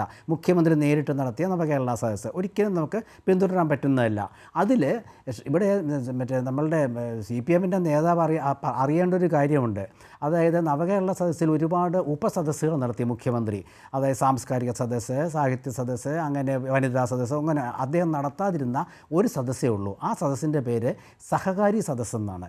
എന്തുകൊണ്ടാണ് സഹകാരികളുടെ ഒരു സദസ്സ് പിണറായി വിജയൻ അന്ന് മുഖ്യമന്ത്രിയായി നടത്തിയ നവകേരള സദസ്സ് നടത്താതിരുന്നത്? കാരണം അത് CPMൻ്റെ പ്രശ്നമാകും, കരിമന്നൂർ വിഷയങ്ങളൊക്കെ അവിടെ പൊങ്ങി വരും. അതുകൊണ്ടായിരിക്കാം എന്ന് ഞാൻ കരുതുന്നു. അത് നടത്തിയില്ല. അപ്പോൾ അതുകൊണ്ട് എന്നിട്ട് ഇന്ന് ഗോവിന്ദ മാഷ് പറഞ്ഞ കാര്യങ്ങളെക്കുറിച്ച് മാത്രമേ ഞാൻ പശ്ചാത്തലമായി എടുത്തിട്ടുള്ളൂ. ഗോവിന്ദ മാഷ് പറഞ്ഞ എന്താണ്, നമുക്ക് വിഭവ സമാഹരണം വേണം, എങ്ങനെ വേണമെന്ന് ആലോചിക്കുന്ന പറഞ്ഞേ. എന്നാലോചിക്കാൻ ശരത്തെ, ഭരണം കഴിയാറായില്ലേ. ഇനി അത് കഴിഞ്ഞിട്ട് അദ്ദേഹം പറഞ്ഞ പൊതുമേഖലാ സ്ഥാപനങ്ങളെക്കുറിച്ച് അത് നന്നാക്കണം, എങ്ങനെ നന്നാക്കണം, അതല്ലേ സ്വരാജ് പറഞ്ഞേ. ഭാവി സർക്കാരിന് വഴികാട്ടിയാണിത്, ഇത് ഈ ഒരു വർഷത്തേക്കുള്ളതല്ല. സംസ്ഥാന സമ്മേളനം ഇപ്പോൾ തോന്നുമ്പോൾ ആഗ്രഹിക്കുമ്പോൾ ആ പാർട്ടിക്ക് നടത്താൻ കഴിയുമോ? ഇത് അതിൻ്റെ സമയമാണ്. ആ സമയത്ത് ഇനി വരാൻ പോകുന്ന ഭാവി സർക്കാരിന് സ്വരാജ് വളരെ ശ്രദ്ധിച്ചാണ് ആ ഭാഗം വിശദീകരിച്ചത്. താങ്കളോട് ഞാനത് ഊന്നി പറയുകയും ചെയ്തു, ചൂണ്ടിക്കാട്ടുകയും ചെയ്തു. അല്ല, ഈ ഭാവി ഗവൺമെൻറ് എന്ന് പറയുന്നത് അത് അടുത്ത ഗവൺമെൻറ് ജനങ്ങൾ തീരുമാനിക്കുന്നതാണ്. അങ്ങനെയാണെങ്കിൽ 2003 തോന്നുന്നു AK ആന്റണി മുഖ്യമന്ത്രി ആയിരുന്നപ്പോൾ ഗ്ലോബൽ ഇൻവെസ്റ്റേഴ്സ് മീറ്റ് നടത്തി. ലോക ജിം എന്ന് പറഞ്ഞിട്ട് ലോകത്തുള്ള എല്ലാ പ്രമുഖരെയും വിളിച്ചു വരുത്തുള്ള കേരളത്തിൽ നിക്ഷേപത്തിന് CPM അതിൽ പങ്കെടുത്തിരുന്നില്ല. അതിനുശേഷം ഉമ്മൻചാണ്ടി നടത്തി. അതിനോടുള്ള CPMൻ്റെ സമീപനം നമ്മൾ കണ്ടതാണ്. പക്ഷേ ഈ അടുത്ത ദിവസം 2-3 ആഴ്ച മുമ്പ് മുഖ്യമന്ത്രി നടത്തിയ ആ ഒരു ഇൻവെസ്റ്റേഴ്സ് മീറ്റിൽ പ്രതിപക്ഷ നേതാവ് VD സതീശനും INTUC സംസ്ഥാന പ്രസിഡന്റും പങ്കെടുത്തു. അതുകൊണ്ട് ആ ഭാവി കേരളത്തിലേക്കുള്ള ചൂണ്ടുവലകയായിട്ട് CPMൻ്റെ ഗോവിന്ദ മാഷ് അവതരിപ്പിക്കുന്ന രേഖയോ മുഖ്യമന്ത്രി അവതരിപ്പിക്കുന്ന രേഖയോ നാളെ UDF പിന്തുടരണമെന്നില്ല. ഇപ്പോഴത്തെ അവസ്ഥയിൽ ആരാണ് അധികാരത്തിൽ വരുന്നത് എന്ന് ചോദിച്ചാൽ UDF ആണെന്ന് UDFും LDF ആണെന്ന് അവർക്ക് വിശ്വാസമുണ്ട്. അതവിടെ നിൽക്കട്ടെ, അവർ ജനങ്ങൾ തീരുമാനിക്കട്ടെ. അപ്പോൾ ഭാവി കേരളത്തിലേക്കുള്ളത് ഇപ്പോൾ വേണ്ട. അതിന് പറയാൻ കാരണം എന്താണെന്ന് വെച്ചാൽ കഴിഞ്ഞ ദിവസം ഗോവിന്ദ മാഷ് പ്രസ്താവന നടത്തി. പ്രധാന വാർത്തയായിരുന്നു CPMൻ്റെ മുഖപത്രത്തിൽ. എന്തായിരുന്നു ആ വാർത്ത? 20 ലക്ഷം പേർക്ക് തൊഴിൽ.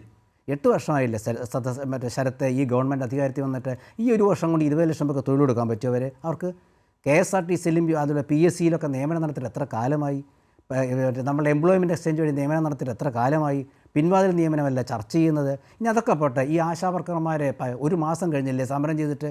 ഒരു തൊഴിലാളികൾക്ക് താല്പര്യമുള്ള സർക്കാരെന്നല്ലേ അവർ പറയുന്നത്?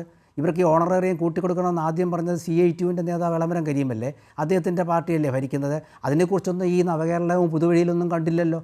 അപ്പോൾ അതുകൊണ്ടാണ് ഞാൻ പറഞ്ഞത്, ഒരു കാര്യത്തിലും വ്യക്തതയില്ലാതെ ഞങ്ങളെല്ലാവരും ചേർത്ത് പിടിക്കും ചേർത്ത് നിർത്തും എന്നൊന്നും പറഞ്ഞിട്ട് കാര്യമില്ല. വ്യക്തമായിട്ട് കാര്യം പറഞ്ഞില്ല, അതാണ് അതിൻ്റെ കാര്യം. പിന്നെ മറ്റുള്ള കാര്യത്തിൽ നമ്മൾ പത്രപ്രവർത്തകർ കുറ്റക്കാരല്ല. പത്മകുമാർ പറഞ്ഞതാണെങ്കിലും ഫേസ്ബുക്ക് പോസ്റ്റ് ആണെങ്കിലും അതൊക്കെ തെളിവുകളായിട്ട് കിടക്കണം. അത് മാത്രമല്ല, ഒറ്റ കാര്യം കൂടെ ഞാൻ പറഞ്ഞ് അവസാനിപ്പിക്കാം. സംസ്ഥാന സമ്മേളനം കഴിഞ്ഞപ്പോൾ AK ബാലനെ സെക്രട്ടറിയിൽ നിന്ന് ഒഴിവാക്കി എന്നൊക്കെ പറഞ്ഞ് മാത്രങ്ങൾ വാർത്ത കൊടുത്തു. എനിക്കിതിൽ വലിയ കാര്യമൊന്നും തോന്നിയില്ല.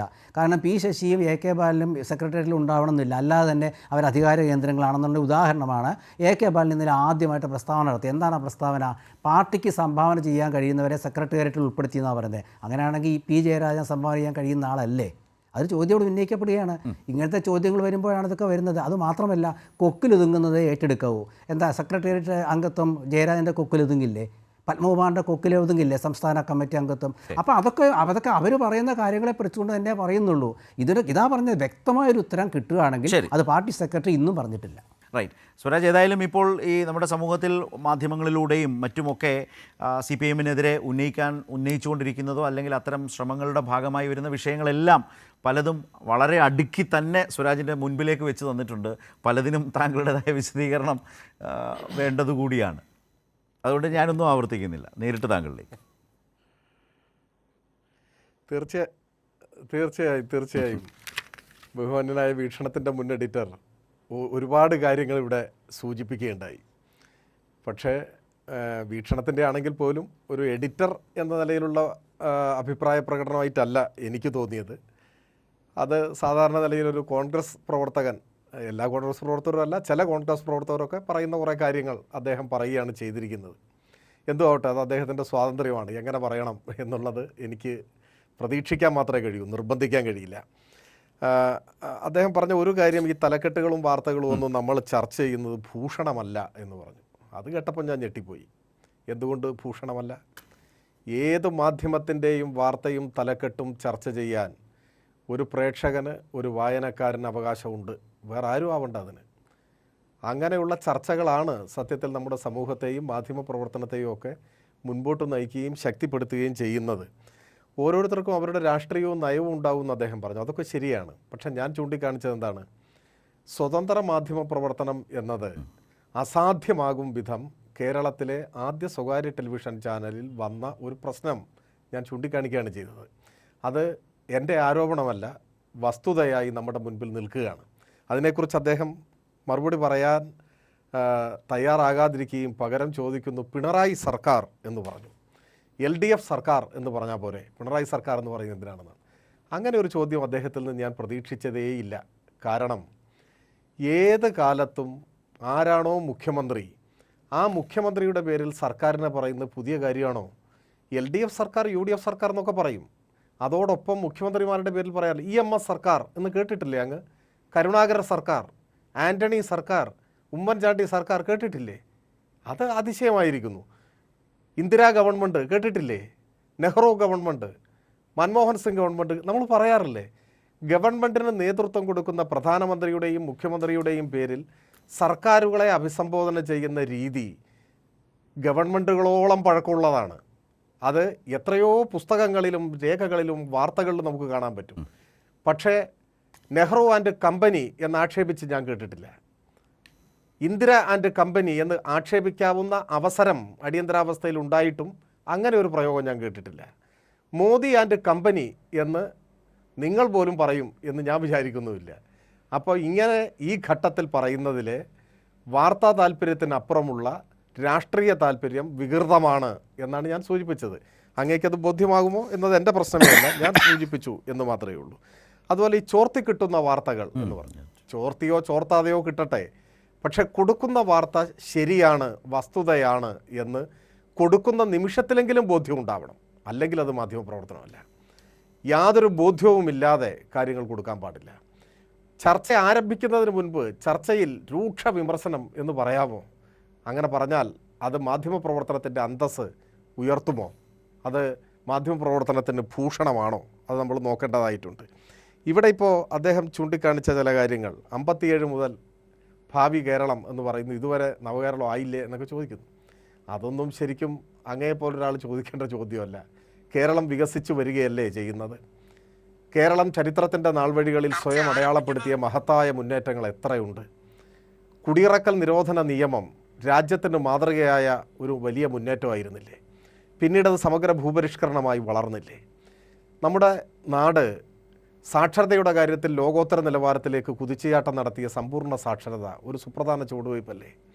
ക്ഷേമ പെൻഷനുകൾ, ക്ഷേമ പദ്ധതികൾ, ഇന്ത്യയിൽ ആദ്യമായി കർഷക തൊഴിലാളിക്ക് പെൻഷൻ ആരംഭിച്ച നേട്ടം ഒരു കാലത്തിൻ്റെ പ്രത്യേക നേട്ടമായിരുന്നില്ലേ? ജനകീയ ആസൂത്രണം, കേരളത്തിലെ നാട്ടിൻപുറങ്ങളിൽ റോഡുകൾ എന്നു മുതലാണ് കറുത്ത നിറവുള്ളത്, ടാർ ചെയ്ത റോഡായി മാറിയത്? ആ കാലത്തൊക്കെ ഒരു വിദ്യാർത്ഥിയായിരുന്ന എനിക്ക് എൻ്റെ അനുഭവങ്ങളിൽ എൻ്റെ ഗ്രാമത്തിൽ വന്ന മാറ്റം എനിക്ക് പറയാൻ കഴിയും. ഇങ്ങനെയൊക്കെയാണ് രൂപപ്പെട്ടു വരുന്നത് കേരളം. നവകേരളം എന്ന് പറയുന്നത് പുതിയൊരു സ്വപ്നമാണ്. പുതിയൊരു വിധാനത്തിലേക്ക് കേരളത്തെ ആനയിക്കാനുള്ള രാഷ്ട്രീയമായ ഇച്ഛാശക്തിയാണ്. ആ പരിശ്രമത്തെ അതിൻ്റെ ഗൗരവത്തിൽ കാണുകയും വിമർശനങ്ങൾ ചൂണ്ടിക്കാണിക്കുകയും ചെയ്യുക. ഇങ്ങനെ കൂടി വേണം, അല്ലെങ്കിൽ ഇന്നത് വിട്ടുപോയി, അല്ലെങ്കിൽ ഇന്നത് ഉൾപ്പെടുത്തേണ്ടതാണെന്നൊക്കെയുള്ള തരത്തിലുള്ള വിമർശനങ്ങളെ എപ്പോഴും സ്വാഗതം ചെയ്യാവുന്നതാണ്. പക്ഷേ ഈ കൂട്ടത്തിൽ അങ്ങ് പല കാര്യങ്ങളും പറഞ്ഞത് വസ്തുതയുമായി പൊരുത്തപ്പെടുന്നതേയല്ല. അത് അങ്ങേപ്പോലൊരാൾ പറയേണ്ടതും അല്ല എന്നാണ് എനിക്ക് തോന്നിയത് കേട്ടോ. ഇപ്പോൾ സഹകാരികളുടെ സംഗമം നടത്തിയില്ല, ആരാ പറഞ്ഞത്? പല ജില്ലകളിലും സഹകാരികളുമായിട്ടുള്ള സംഗമം നടന്നിട്ടുണ്ട്. അങ്ങനെ നടന്നില്ല എന്ന് പറയും. അതിന് കാരണം കരുവന്നൂരാണെന്ന് പറയും ചെയ്യും. എന്തൊരു പ്രതീതിയാണ് സൃഷ്ടിക്കുന്നത്. കരുവന്നൂർ ഇപ്പോൾ എല്ലാവർക്കും അറിയും, കരുവന്നൂർ അറിയും. എന്നാൽ കേരളത്തിൽ എത്ര സഹകരണ സ്ഥാപനങ്ങൾ ആകെ ഉണ്ട്? അതിൽ എത്ര എണ്ണത്തിൽ ക്രമക്കേടുണ്ട്? ആ ക്രമക്കേടുള്ളതിൽ എത്ര എണ്ണം ഇടതുപക്ഷ ഭരണത്തിലുണ്ട്? അങ്ങ് ആ കണക്ക് വെച്ച് സംസാരിക്കുമോ? വയനാട്ടിൽ KPCCയുടെ ജനറൽ സെക്രട്ടറി ജയിൽ കിടന്നതിനാണ്. CPMൻ്റെ സെക്രട്ടറിയാണ് ജയിൽ കിടന്നതെങ്കിൽ എന്താകുമായിരുന്നു കേരളത്തിലെ സ്ഥിതി? കേരള പ്രദേശ് കോൺഗ്രസ് കമ്മിറ്റിയുടെ സെക്രട്ടറി ജയിലിൽ കിടന്ന ബാങ്ക് വയനാട് ജില്ലയിലല്ലേ? വേലായുധൻ്റെ ആത്മഹത്യ അങ്ങ് മറന്നു? NM വിജയനും മകനും ആത്മഹത്യാ കുറിപ്പ് എഴുതി വച്ചിട്ടല്ലേ മരിച്ചത്? ഞാനിതൊന്നും പറയണമെന്ന് കരുതിയതല്ല. കാരണം സഹകരണ മേഖലയെ തകർക്കാൻ ശ്രമിക്കുന്ന ശക്തികൾ ഇത്തരം വാർത്തകൾക്ക് വേണ്ടി കാതോർത്തിരിക്കുകയാണ്. പക്ഷേ കേരളത്തിൻ്റെ സഹകരണ മേഖലയിൽ 0.01% പോലും ക്രമക്കേടില്ല. എന്നാൽ വിരലിലെണ്ണാവുന്നിടത്ത് തട്ടിപ്പും ക്രമക്കേടും ഉണ്ടായിട്ടുണ്ട്. അതെല്ലാം അവസാനിപ്പിക്കുകയും മുഖം നോക്കാതെ നടപടിയെടുക്കുകയും വേണം. അത് കരുവന്നൂരായാലും പുൽപ്പള്ളി ആയാലും ബത്തേരി ആയാലും ഒക്കെ നമുക്ക് ഒരേ മനസ്സോടെ തള്ളി പറയാൻ പറ്റണം. ഇടതുപക്ഷത്തിൻ്റെ ഭരണസമിതിയുള്ള ഏതെങ്കിലും ഒരു ബാങ്കിൽ ഒരു ക്രമക്കേടുണ്ടായാൽ അത് നമ്മൾ ലോകം മുഴുവൻ പ്രചരിപ്പിക്കുകയും ആ പ്രചരണ ഘോഷത്തിനിടയിൽ മറ്റ് തട്ടിപ്പ് നടന്ന ബാങ്കുകളുടെ കാര്യം ഒളിപ്പിക്കുകയും ചെയ്യരുത്. അത് ഒരു സത്യസന്ധതയില്ലായ്മയാണ്. ഞാൻ കരുവന്നൂരിനെ തള്ളി പറയുന്നു, എൻ്റെ പാർട്ടി തള്ളി പറയുന്നു. ഞങ്ങൾ അവിടെ ഞങ്ങളുടെ ചുമതല ഉള്ള ആളുകളുടെ പേരിൽ നടപടി സ്വീകരിച്ചു, കർശനമായ നടപടി സ്വീകരിച്ചു. ആ ബാങ്കിനെ പുനരുജ്ജീവിപ്പിക്കാൻ പരിശ്രമം നടത്തിക്കൊണ്ടിരിക്കുന്നു. നിക്ഷേപകർക്കിപ്പോൾ പണം തിരിച്ച് കിട്ടിത്തുടങ്ങി. അതോടൊപ്പം കേരളത്തിൽ സഹകരണ പ്രസ്ഥാനത്തെ മലീമസമാക്കുന്ന എല്ലാ വാർത്തകളെയും നമുക്ക് സമീപിക്കാൻ പറ്റണം. അങ്ങ് കരുവന്നൂരെന്ന് മാത്രമേ പറയുന്നുള്ളൂ. എന്നാൽ ആ ഒരു കരുവന്നൂർ ഒഴികെ ബാക്കിയൊക്കെ കോൺഗ്രസ് ഭരണസമിതി ഉള്ളിടത്താണ് ഈ പ്രശ്നങ്ങൾ വരുന്നത്. അതും വളരെ മാതൃകാപരമായി കോൺഗ്രസ് ഭരണസമിതി പ്രവർത്തനം നടത്തുന്ന ബാങ്കുകളും നാട്ടിലെമ്പാടും ഉണ്ട്. അതെല്ലാം ശ്ലാഘിക്കേണ്ടതുമാണ്. നമുക്ക് ഈ കക്ഷി രാഷ്ട്രീയത്തിൻ്റെ കണ്ണടയിലൂടെ മാത്രം എല്ലാ കാര്യങ്ങളെയും നോക്കിക്കാണുന്നത് ശരിയാവില്ല. തെറ്റിനെ തെറ്റെന്ന് പറയാനുള്ള ആർജവം, അവിടെ കൊടിയുടെ നിറവും നോക്കണ്ട. ഞങ്ങളുടെ നേതൃത്വത്തിലുള്ള ഒരു ഭരണസമിതിയുടെ ഭാഗത്തൊരു ബാങ്കിൽ തെറ്റായ ഒരു കാര്യം ചെയ്താലും അത് നിങ്ങളുടെ നേതൃത്വത്തിലുള്ള ഭരണസമിതി ചെയ്താലും തെറ്റ് തന്നെയാണ്. അതിനെ നമുക്കങ്ങ് തുറന്ന് എതിർത്താൽ മതി രണ്ടു കൂട്ടർക്കും. അതല്ലാതെ ഒരു പ്രതീതി ഉണ്ടാക്കിയിട്ട് ബാക്കി ഒളിപ്പിക്കാൻ നോക്കണ്ട. അത്രമാത്രമേ ആ കാര്യത്തെക്കുറിച്ച് പറയാനുള്ളൂ. പിന്നെ ഇവിടെ ജിമ്മിൻ്റെ കാര്യമൊക്കെ പറഞ്ഞു, ഞങ്ങൾ സഹകരിച്ചില്ല. ഞങ്ങൾ സഹകരിക്കാഞ്ഞത് തട്ടിപ്പായതുകൊണ്ടാണ്. ഇപ്പോൾ വി.ഡി. സതീശൻ സ്വമേധയാ പിന്തുണന്ന് സഹകരിച്ചതല്ലല്ലോ. അദ്ദേഹം പരമാവധി പാരവെക്കാൻ ശ്രമിച്ചില്ലേ? എന്തൊക്കെയാണ് അദ്ദേഹം പറഞ്ഞത്? 3 ലക്ഷം സംരംഭങ്ങൾ 1 ലക്ഷമെങ്കിലും നിക്ഷേപം കൊടുത്താൽ 30,000 കോടി വരും അല്ലേ? ഞാൻ പരിഹസിക്കുന്നൊന്നുമില്ല. നാവുപിഴയാണ് എന്ന് പറഞ്ഞ് നമുക്ക് തള്ളിക്കളയാം. പക്ഷെ വെറും നാവുപിഴയാണോ? ഒരു പോയിൻ്റ് മുൻപോട്ട് വെച്ച് അതിനെ സാധൂകരിക്കാൻ പറഞ്ഞ കണക്കാണ്. അപ്പോൾ ആ കണക്ക് തെറ്റുമ്പോൾ ആ പോയിൻറ്റും തെറ്റിപ്പോയി ഇല്ലേ? തെറ്റിപ്പോയി. അവസാനം കേരളത്തിൽ ഇതിനെ പിന്തുണയ്ക്കുകയല്ലാതെ ഗത്യന്തരമില്ല എന്ന ഘട്ടം വന്നപ്പോഴാണ് അദ്ദേഹം സഹകരിച്ചത്. അതിനെ ഞാൻ സ്വാഗതം ചെയ്തു, നന്നായി. എന്നാൽ അത് ജിമ്മ് പോലെയാണോ? കേരളത്തിൽ വ്യവസായ സംരംഭകത്വ വർഷം ആചരിച്ചപ്പോഴേ മലയാള മനോരമ ഒരു പ്രത്യേക സ്റ്റോറി ചെയ്തു. ആ സ്റ്റോറിയുടെ തലക്കെട്ട് എന്തായിരുന്നു അറിയോ? 1 ലക്ഷം സംരംഭങ്ങൾ കേരളത്തിൽ ആരംഭിച്ചു എന്ന വലിയ ഒരു ആഹ്ലാദകരമായ വാർത്ത, എല്ലാ മലയാളിക്കും സന്തോഷം നൽകുന്ന വാർത്ത വന്നപ്പോൾ മലയാള മനോരമ ഒരു കൊട്ടേഷൻ എടുത്തു. അവർ കൊടുത്തത് ലക്ഷണമൊത്ത കള്ളം എന്നാണ്. അതായത് ഇങ്ങനെയൊന്നും ഉണ്ടായിട്ടില്ല, ഇത് വെറുതെ കള്ളം പറയുകയാണെന്നാണ്. എന്നാൽ എന്നെ അത്ഭുതപ്പെടുത്തിയത് അതേ സമയത്ത് മലയാള മനോരമയുടെ ഇംഗ്ലീഷ് ഓൺലൈനിൽ ഗവേഷക സ്വഭാവമുള്ള ഒരു പ്രബന്ധം എന്ന് പറയാവുന്ന ഒരു വലിയ വാർത്ത, ഒരു ദീർഘ വാർത്ത, ഒരു സ്റ്റോറി പ്രസിദ്ധീകരിച്ചു. അതിലെന്താ പറയുന്നത് അറിയോ? തമിഴ്നാട്ടിലെ തിരുപ്പൂരെടുത്ത കാങ്ങയം എന്ന് പറയുന്ന സ്ഥലത്ത് വൻതോതിലുള്ള വെളിച്ചെണ്ണ വ്യവസായം ശക്തിപ്പെട്ടിരുന്നു കുറേ വർഷങ്ങളായിട്ട്. എല്ലായിടത്തും വെളിച്ചെണ്ണ മില്ലുകൾ, ആയിരങ്ങൾ പണിയെടുക്കുന്നു. അവിടെ നിന്ന് വെളിച്ചെണ്ണ ഉൽപ്പാദിപ്പിച്ച് ടാങ്കറിലും പാക്ക് ചെയ്തും ഒക്കെയായി കേരളത്തിലേക്ക് കൊണ്ടുവന്ന് ഇവിടെയാണ് വിപണി, ഉൽപ്പാദനം. അവിടെ വലിയ സ്തംഭനം ഉണ്ടായി, നിരവധി മില്ലുകൾ പൂട്ടി. അവിടുത്തെ പ്രശസ്തമായ ഒരു മില്ലിൻ്റെ മുതലാളി ആത്മഹത്യ ചെയ്തു. ഇതാണ് മനോരമയുടെ വാർത്ത. അതിനെ സംബന്ധിച്ച് അവരുടെ ലേഖകൻ ഒരു പഠനം നടത്തി. ആ പഠനത്തിൻ്റെ റിസൾട്ട് അവർ കൊടുക്കുന്നത് സംരംഭകത്വ വർഷത്തിൻ്റെ ഭാഗമായി കേരളത്തിൽ ചെറുകിട മില്ലുകൾ 3-4-5 ലക്ഷം രൂപയ്ക്ക് കിട്ടുന്ന ചെറിയ മെഷീൻ വീടുകളിൽ തന്നെ സ്ഥാപിച്ച് കുടിൽ വ്യവസായം എന്നതുപോലെ 3000-ഓളം എന്നാണ് എൻ്റെ ഓർമ്മ, അത്തരത്തിലുള്ള സംരംഭങ്ങൾ കേരളത്തിൽ ആരംഭിച്ചു. ഇവിടെ തന്നെ വെളിച്ചെണ്ണ ഉൽപ്പാദിപ്പിക്കാൻ തുടങ്ങി. ഓരോ ഗ്രാമത്തിലും മായം ചേർക്കാത്ത വെളിച്ചെണ്ണ എന്ന പേരിൽ ഇത് വിപണിയിലെത്തി. എല്ലാവരും ഇത് വാങ്ങാൻ തുടങ്ങി. അതോടുകൂടി കാങ്ങയത്തെ വെളിച്ചെണ്ണ വ്യാപാരം പൂട്ടി. മില്ലുടമ ആത്മഹത്യ ചെയ്തു. ഇത് മനോരമയുടെ ഓൺലൈനിൽ വന്നതാണ്. മനോരമ TV ലക്ഷണമൊത്ത കള്ളം എന്ന് പറയുകയും മനോരമ ഓൺലൈൻ ഇതിനെ വസ്തുത റിപ്പോർട്ട് ചെയ്യുകയും ചെയ്തു. ഇതൊക്കെ നമ്മുടെ മുൻപിലുണ്ട്. അപ്പോൾ അത്തരമൊരു സാഹചര്യമല്ല ജിമ്മിൻ്റെ കാലത്തുണ്ടായിരുന്നത്. അതാണ് വ്യത്യാസം. പിന്നെ ഒറ്റ കാര്യം കൂടി പറഞ്ഞോട്ടെ. ഈ സെക്രട്ടേറിയറ്റിനെ സംബന്ധിച്ച് AK ബാലൻ എങ്ങനെ പറഞ്ഞു? സഖാവ് AK ബാലൻ, അതുപോലെ തന്നെ ആനാവൂർ നാഗപ്പൻ, PK ശ്രീമതി ടീച്ചർ, ഈ 3 പേരുടെയും പ്രതികരണങ്ങൾ ഇന്ന് ദേശാഭിമാനിയിൽ കൊടുത്തിട്ടുണ്ട്.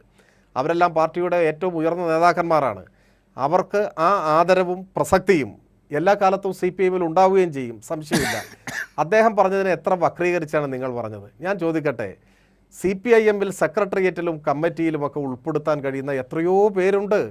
വസ്തുതയാണ് നിങ്ങൾ പറഞ്ഞ പേരുകാർ, അതല്ലാത്ത പേരുകാരും ഇങ്ങനെയെല്ലാം ഉള്ള കമ്മിറ്റികളിൽ ഉൾപ്പെടാൻ യോഗ്യരാണ്. ഒരു സംശയവും ഞങ്ങൾക്കില്ല. പക്ഷേ ഞങ്ങൾ 89 അംഗമാണ് കമ്മിറ്റി. KPCC-യിൽ എത്ര അംഗമാണെന്ന് ഞങ്ങൾക്ക് പറയാൻ പറ്റുമോ? നോക്കാതെ പറയാൻ പറ്റുമോ? മുമ്പൊരു KPCC സെക്രട്ടറി പറഞ്ഞ ഞങ്ങൾക്ക് KPCC എക്സിക്യൂട്ടീവ് കൂടണമെങ്കിൽ മറ്റേ ഓഡിറ്റോറിയം വാടകയ്ക്ക് എടുക്കണം എന്നാണ് പറഞ്ഞത്. ഞങ്ങളുടെ സംവിധാനം അങ്ങനെ, ഞാൻ പരിഹസിക്കുന്നില്ല, നിങ്ങൾക്ക് അവകാശമുണ്ട്, നിങ്ങൾക്ക് എത്ര പേരെയും എടുക്കാം. പക്ഷേ ഞങ്ങൾ 89 പേരെ കമ്മിറ്റിയിൽ എടുത്തിട്ടുള്ളൂ. 17 അംഗമാണ് ഞങ്ങളുടെ സെക്രട്ടേറിയറ്റ്. അത് ഞങ്ങൾ പിന്തുടരുന്നൊരു ശൈലിയാണ്. യോഗം കൂടാനുള്ള സൗകര്യം, മറ്റു കാര്യങ്ങളൊക്കെയാണ്. അപ്പോൾ ഒരുപാട് അർഹരായിട്ടുള്ളവർ കമ്മിറ്റിയിൽ പരിഗണിക്കേണ്ടവർ പരിഗണിക്കാൻ കഴിഞ്ഞിട്ടില്ല. അത് എല്ലാ തലത്തിലും ഉണ്ട്, ജില്ലാ തലത്തിൽ, ഏരിയ തലത്തിലൊക്കെ ഉണ്ട്. പക്ഷേ അവരുടെ എല്ലാ അഭിപ്രായങ്ങൾ മാനിക്കപ്പെടുകയും അവരുടെ കൂടി അഭിപ്രായങ്ങൾ പ്രതിഫലിപ്പിക്കുന്ന രൂപത്തിലാണ് കമ്മിറ്റികൾ പ്രവർത്തിക്കുക എന്ന കാര്യത്തിൽ യാതൊരു സംശയവും അങ്ങേക്ക് വേണ്ട. പിന്നെ ആശക്കാരുടെ കാര്യമൊന്നും ഇനി പറയരുത് ദയവായിട്ട്. പാർലമെൻറ്റിൽ ഇന്നെല്ലാം വ്യക്തമായി. പാർലമെൻറ്റിൽ ആ കാര്യങ്ങൾ ചർച്ച ചെയ്യപ്പെട്ടു. ഞങ്ങൾക്കൊറ്റ കാര്യമുള്ളൂ, തിരുവനന്തപുരത്ത് ആശാമാരുടെ സമരത്തെയൊന്നും ഞാൻ പരിഹസിക്കാനോ വിമർശിക്കാനോ പോകുന്നില്ല. ആ സമരം നടത്തേണ്ടത് ഡൽഹിയിലായിരുന്നു, അത്രയേ ഉള്ളൂ.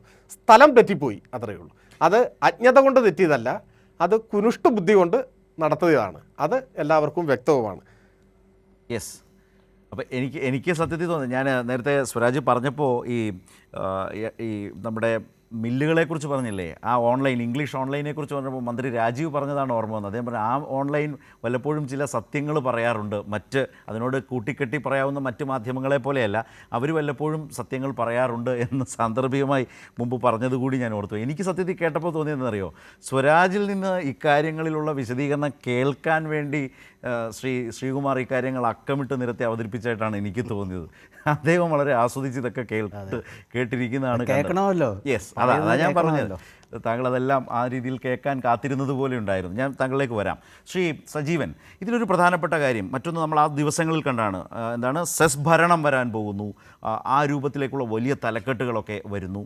ഈ തലക്കെട്ടുകളുടെ മറ്റൊരു സ്വഭാവമാണ്. പക്ഷേ നമ്മുടെ ഈ സമ്മേളനം കഴിഞ്ഞ് CPM-ൻ്റെ സമ്മേളനം കഴിഞ്ഞ് സമാപന സമ്മേളനത്തിൽ മുഖ്യമന്ത്രിയുടെ വിശദീകരണത്തിന് ശേഷം താങ്കൾ എവിടെയെങ്കിലും ഈ വിഭവ സമാഹരണത്തെക്കുറിച്ച് മുഖ്യമന്ത്രി പറഞ്ഞ ശേഷം മുമ്പ് തലക്കെട്ടുകളുടെ സ്വഭാവത്തിൽ എഴുതി മുന്നോട്ട് പോയ ആ മാധ്യമ രീതി, മാധ്യമ ശൈലി പിന്നീട് കണ്ടോ? ഇല്ല, പലപ്പോഴും അത് സ്വാഭാവികമായിട്ടും അനുകൂലമായ രീതിയിൽ ഒരു സംഭവം കൊടുക്കുക എന്ന് പറയുന്നത് മാധ്യമങ്ങൾക്ക് പലപ്പോഴും, ഇത്തരം മാധ്യമങ്ങൾക്ക് ശ്രീകുമാർ പോലും സംഭവിച്ചില്ല. അത് യഥാർത്ഥത്തിൽ അവർ ചെയ്യില്ല. കാരണം അവർക്ക് കാര്യങ്ങൾ കൃത്യമായി ബോധ്യപ്പെടുത്തിയിട്ട് ജനങ്ങളെ അറിയിക്കുക എന്ന് പറയുന്നൊരു രീതിയില്ല. കൃത്യമായ അജണ്ടയോട് കൂടിയിട്ടാണ് എല്ലാ മാധ്യമങ്ങളും, അത് ഇന്നതില്ല, എല്ലാ മാധ്യമങ്ങളും ഈ സമ്മേളനത്തെ സമീപിച്ചിട്ടുള്ളൂ. അപ്പൊ അതുകൊണ്ട് അവർക്ക് വേണ്ട കാര്യങ്ങൾ ജനങ്ങളിലേക്ക് എത്തിച്ചു കൊടുക്കുക എന്നുള്ളത് മാത്രമേ ഉള്ളൂ. അല്ലെങ്കിൽ മറ്റുള്ള കാര്യങ്ങൾ വരുമ്പോൾ അതിനെ ഒന്നുകിൽ പരിഹാസത്തോട് കൂടിയിട്ടുള്ള ഒരു തലക്കെട്ടായിട്ട് കൊടുക്കാം, അതല്ലെങ്കിൽ മറ്റു രീതിയിലുള്ള ഒരു രീതി വക്രീകരിച്ചുകൊണ്ട് കൊടുക്കുക, അങ്ങനെയൊക്കെ ചെയ്യാം.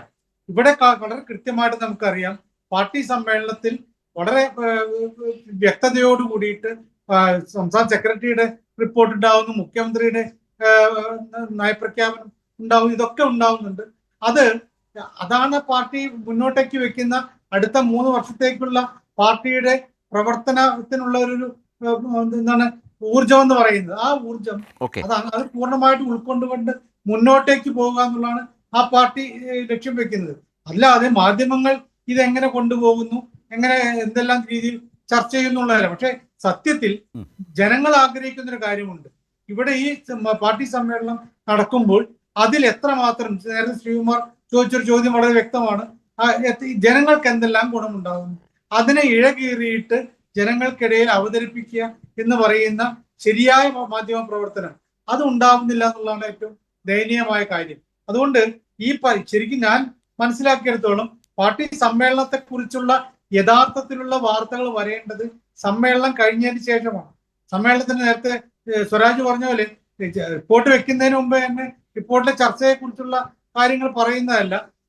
ഇതെല്ലാം കഴിഞ്ഞിട്ട് പാർട്ടി ഒരു നിലപാടിലെത്തുന്നു, അത് വെച്ചുകൊണ്ട് ഇത് എത്രമാത്രം ഗുണകരമാണ്, എത്രമാത്രം ദോഷം ചെയ്യുന്നു എന്നുള്ളതാണ് നോക്കേണ്ടത്. രണ്ടാമത്തെ കാര്യം, പാർട്ടിയിൽ ഓരോ ഫോറത്തിലേക്കും ആരെല്ലാം എത്ര പേരെ എടുക്കുന്നു, ആരെയെല്ലാം എടുക്കുന്നുള്ള അതിന് വേണ്ടിയിട്ടാണല്ലോ ആ സമ്മേളനം. അവിടെയുള്ള പ്രതിനിധികളുടെ അംഗീകാരത്തോട് കൂടിയിട്ടാണല്ലോ ഈ തീരുമാനങ്ങൾ എടുക്കുന്നത്. അതിനെ പുറത്ത് നമ്മൾ പറഞ്ഞുകൊണ്ട് കാര്യമില്ല. ശരിക്കും എന്റെ ശരിയായ വിലയിരുത്തൽ ഇതാണ്, സമ്മേളനം കഴിഞ്ഞതിന് ശേഷം ശരിയായ രൂപത്തിലുള്ള ഒരു വിലയിരുത്തൽ ഈ മാധ്യമങ്ങളുടെ ഭാഗത്തുനിന്ന് ഉണ്ടായിട്ടേ ഇല്ല. ഇവിടെ നേരത്തെ ശ്രീകുമാർ എം സ്വരാജ് പറഞ്ഞൊരു കാര്യം, ഭാവി സർക്കാരിന് വഴികാട്ടിയാകുന്ന രേഖ അവതരിപ്പിക്കാൻ നിശ്ചയമായും CPM-ന് അവകാശമില്ലേ, ആധികാരികമായി അവതരിപ്പിക്കാൻ അവകാശമില്ലേ? കാരണം ആ നിലയിൽ ഭാവി കേരളത്തോടെ വ്യക്തതയോടെ സമീപിക്കാൻ കഴിയുന്ന കേരളത്തിലെ പാർട്ടി CPM ആണെന്ന് ആ പാർട്ടി തെളിയിക്കുക കൂടിയല്ലേ. അവർ നയിക്കുന്ന പാർട്ടി, ആ സർക്കാരിൻ്റെ ഓരോ പ്രവർത്തനം അടക്കം നോക്കിയാൽ പോലും മറ്റേത് പാർട്ടിക്കാണ് അത്തരമൊരു ഉൾക്കാഴ്ചയും ബദൽ നിലപാടുകളും നയങ്ങളും ഒക്കെ അവതരിപ്പിക്കാൻ കഴിയുന്നില്ല എന്നുള്ളതല്ലേ പ്രതിപക്ഷത്തിൻ്റെ പ്രധാന പ്രശ്നം? നേരത്തെ 8 വർഷമായിട്ട് പ്രതിപക്ഷത്താണ് UDF, 8 വർഷമായിട്ട് ഭരിക്കുകയാണ് പിണറായി ഗവൺമെൻറ്. വർത്തമാനകാലത്ത് ചെയ്യാത്തത് എന്തുകൊണ്ടാണെന്നൊരു ചോദ്യമാണ് ഭാവി കേരളത്തെക്കുറിച്ച് സൂചിപ്പിച്ചുകൊണ്ട് ഞാൻ പറഞ്ഞത്. വർത്തമാനകാലത്ത് ചെയ്യേണ്ടതാണ് ആദ്യം ചെയ്യേണ്ടത്. വർത്തമാനകാലത്ത് ചെയ്തതുകൊണ്ടല്ലേ ഭാവിയിൽ ചെയ്യാൻ വേണ്ടി കാര്യങ്ങൾ പറയുന്നത്. ആയിക്കോട്ടെ, അങ്ങനെ ഇപ്പോൾ അദ്ദേഹം അതാണ് മൂന്നാം ഊഴം എന്ന് പറയുന്നത്. CPM മുഖപത്രത്തിൻ്റെ റെസിഡൻറ്റ് എഡിറ്റർ എന്ന നിലയ്ക്ക് അദ്ദേഹത്തിന് പറയാനുള്ളതിൻ്റെ പരിമിതി എനിക്കറിയാം. ഇവിടെ അദ്ദേഹം പറഞ്ഞൊരു കാര്യമുണ്ട്, കേരളത്തിൽ മാധ്യമ സ്വാതന്ത്ര്യം ഉണ്ടെന്ന്. ഞാൻ ചോദിക്കട്ടെ, സെക്രട്ടേറിയറ്റിൽ പത്രങ്ങൾക്ക് നിരോധനം ഏർപ്പെടുത്തിയത് പിണറായി ഗവൺമെൻറ്റാണ്. അതായത് നിയമസഭയിൽ ശരത്തിന് അറിയാമല്ലോ നിയമസഭയിലത്തെ കാര്യം, ഗവൺമെൻറ് അംഗീകൃത പത്രലേഖകർക്ക് സെക്രട്ടേറിയറ്റിൽ പ്രവേശനം നിഷേധിച്ചു. നിയമസഭയിൽ ചാനലുകൾക്ക് സ്വയമായിട്ട് കാര്യങ്ങൾ ചിത്രീകരിക്കാനും അനുമതിയില്ല. അപ്പോൾ ഇത് ഇനി UDF ഗവൺമെൻറ് അധികാരത്തിൽ വന്നു എന്ന് വെക്കുക, അവരിത് തുടർന്നാൽ LDFിൻ്റെ സമീപനവും CPMൻ്റെ സമീപനവും ഇത് തന്നെ ആയിരിക്കുമോ? ആ ചോദ്യം അവിടെ നിൽക്കട്ടെ, ആ ചോദ്യം നിൽക്കട്ടെ. കാരണം വെച്ചാൽ UDF അധികാരത്തിൽ വരില്ലെന്ന് നിങ്ങൾ പറയുക. ചോദിക്കാം, സ്വരാജിനോട് ചോദിക്കാം. അതെ, ചോദിക്കാം. പിന്നെ മറ്റൊരു കാര്യം, മറ്റുള്ള കാര്യം എന്ന് വെച്ചാൽ CPMൻ്റെ സംസ്ഥാന സമ്മേളനത്തിലെ നമ്മുടെ യഥാർത്ഥ ഒരു വിശദീകരണം ഒരു വിലയിരുത്തൽ ഉണ്ടായില്ലെന്നാണ് എൻ്റെ സുഹൃത്ത് സജീവൻ പറഞ്ഞത്. ശരിയാണ്, വിലയിരുത്തൽ ഉണ്ടായില്ല. വിലയിരുത്തൽ ഉണ്ടാകണമെങ്കിൽ ആ വിലയിരുത്താൻ പറ്റുന്ന എന്തെങ്കിലും സംഭാവന സമ്മേളനം തരണം. ഞാൻ പ്രതീക്ഷിച്ചത് MV ഗോവിന്ദൻ മാഷോ മുഖ്യമന്ത്രി പിണറായി വിജയനോ ഈ സമ്മേളനം കഴിഞ്ഞിട്ട് ഒരു വിപുലമായ പത്രസമ്മേളനം വിളിച്ച് കാര്യങ്ങൾ വിശദീകരിക്കുമെന്നാണ്. അദ്ദേഹം പത്രലേഖരെ കണ്ടു എന്നുള്ളത് ശരിയാണ്. അത് ഗോവിന്ദൻ മാഷ് സ്ഥിരമായിട്ടുള്ള ആ ഒരു അനൗപചാരിക സംഭാഷണത്തിൽ വേണ്ടത്. താങ്കൾ തന്നെ പറയുന്നു പത്രക്കാരെ കണ്ടില്ല, മാധ്യമങ്ങളെ കണ്ടില്ല, എന്നാൽ കണ്ടു എന്ന് താങ്കൾ വാർത്താ സമ്മേളനത്തിൽ പങ്കെടുത്ത ആളാണ്. ഓരോ ദിവസവും വന്ന് അവിടെ നടന്ന ചർച്ചകൾ. അതല്ല, പ്ലീസ്, അതല്ല ഞാൻ പറഞ്ഞത്. പിന്നെ ഞാൻ പറഞ്ഞത് സംസ്ഥാന സമ്മേളനം അതിനുശേഷം മുഖ്യമന്ത്രി സമാപന പൊതുസമ്മേളനത്തിൽ വിഭവ സമാഹരണത്തെക്കുറിച്ച് അദ്ദേഹത്തിൻ്റെയും സർക്കാരിൻ്റെയും പാർട്ടിയുടെയും ഒക്കെ കാഴ്ചപ്പാട് വിശദീകരിച്ചല്ലോ. അതിനുശേഷം എവിടെയാണ് പിന്നെ അതുമായി ബന്ധപ്പെട്ട എഴുത്തുകൾ ഉണ്ടായത്? നേരത്തെ ശ്രീ സജീവനോട് ചോദിച്ചതുപോലെ. ശരത്തെ, ഞാൻ പറഞ്ഞത് സംസ്ഥാന സമ്മേളനത്തിൻ്റെ സമാപനത്തിന് ശേഷം സാധാരണ രീതിയിൽ ഇപ്പോൾ KPCC ഒക്കെ സമ്മേളനം നടത്തി കഴിഞ്ഞാൽ, ഇപ്പോൾ സമ്മേളനം നടത്തുന്നില്ലെന്നാണല്ലോ പറഞ്ഞത്, പക്ഷേ നടത്തിയ കാലത്ത് പ്രസിഡന്റ് പിറ്റേന്ന് കൃത്യമായിട്ട് പത്രലേഖകരെ വിളിച്ച് പത്രസമ്മേളനം വിളിച്ച കാര്യങ്ങൾ വിശദീകരിക്കുന്ന ഇല്ല, അന്ന് തന്നെ ചെയ്തു. അനൗപചാരിക സംഭാഷണമല്ല ശരത്ത്. മാധ്യമപ്രവർത്തകരുടെ ഉത്തരവാദിത്വമല്ലേ അദ്ദേഹത്തോട് ചോദിക്കുക? അവിടെ ഞാൻ അതിലും പങ്കെടുത്ത ആളാണ് സാർ. അതിൽ ചോദ്യങ്ങൾ ഞാൻ പറഞ്ഞത് എന്തായാലും ഈ കൈരളി ചാനൽ കേൾക്കുന്ന ആയിക്കോട്ടെ ലക്ഷക്കണക്കിന് ആളുകൾക്ക് മനസ്സിലാക്കണം, അതുകൊണ്ട് ഞാൻ വിശദീകരിക്കുന്നില്ല. പിന്നെ മറ്റൊരു കാര്യം അദ്ദേഹം പറഞ്ഞത്, ഈ AK ആന്റണിയുടെ കാലത്ത് ജിമ്മ് എന്ത് ചെയ്തു എന്നാണ്. അതായത് 2018 ജനുവരി 12-നാണ് ലോക കേരള സഭയുടെ ആദ്യമായിട്ട് ലോക കേരള സഭ ചേർന്നത്. അതിനുശേഷം എത്ര സഭ ചേർന്നു, എന്ത് ഗുണമുണ്ടായി നാടിന് എന്ന് എത്രയോ കാലമായി ചോദിച്ചുകൊണ്ടിരിക്കുന്നു. അങ്ങനെ ഗുണമില്ലാത്തൊരു സാഹചര്യത്തിൽ പോലും, ഒരു ഗുണവുമില്ലെന്ന് കണ്ടിട്ട് പോലും വികസന വിരുദ്ധരാണ് VD സതീശൻ എന്നുള്ള ആക്ഷേപം കേട്ട സാഹചര്യത്തിൽ ഞങ്ങൾ വികസന വിരുദ്ധരല്ല, ഗവൺമെൻറ്റിനൊപ്പം നിൽക്കും എന്ന് പറഞ്ഞിട്ടാണ് ശ്രീ പിണറായി വിജയൻ വിളിച്ച സമ്മേളനത്തിൽ ചെന്നത്. അതെന്താ ഉണ്ടാവുമെന്നുള്ളത് നമുക്ക് പിന്നീട് അറിയാം.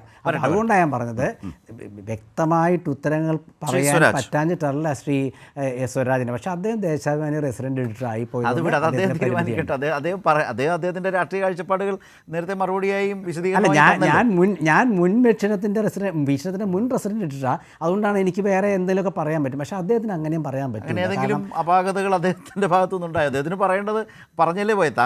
മാധ്യമ സ്വാതന്ത്ര്യത്തെ കുറിച്ച് പറഞ്ഞപ്പോൾ ഞാൻ പറഞ്ഞതേ ഉള്ളൂ.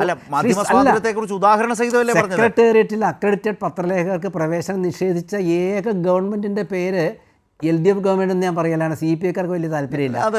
അദ്ദേഹം തന്നെ പറയേണ്ടതുകൊണ്ട് നമ്മുടെയൊക്കെ ഒരു അനുഭവത്തിൽ നിന്ന് വേണമെങ്കിൽ സംസാരിക്കാം. പക്ഷേ സമയമില്ലാത്തതുകൊണ്ടും ഈ ചർച്ചയിലെ പ്രതിനിധി സ്വരാജ് അതേക്കുറിച്ച് പറയും. ഞാൻ ഒരു പോയിന്റ് കൂടി ഒന്ന് ആഡ് ചെയ്യാം. സമൂഹ മാധ്യമങ്ങളിൽ കണ്ട ഒരു ചർച്ചയുടെയോ ഒരു ചോദ്യത്തിൻ്റെ ഒരു ഭാഗം സ്വരാജ് CPM സംസ്ഥാന സെക്രട്ടേറിയറ്റ് ഡിജിറ്റൽ കാലത്ത് പാർട്ടി അച്ചടക്കം എങ്ങനെ പാലിക്കും എന്നൊരു പ്രശ്നം CPM വരാൻ പോകുന്ന കാലത്ത് കൂടുതൽ നേരിടേണ്ടതായി വരുമോ എന്നൊരു ചോദ്യം കൂടിയുണ്ട്. സ്വരാജ് ഒന്ന് ചുരുക്കി നമുക്ക് അവസാനിപ്പിക്കാൻ വേഗം.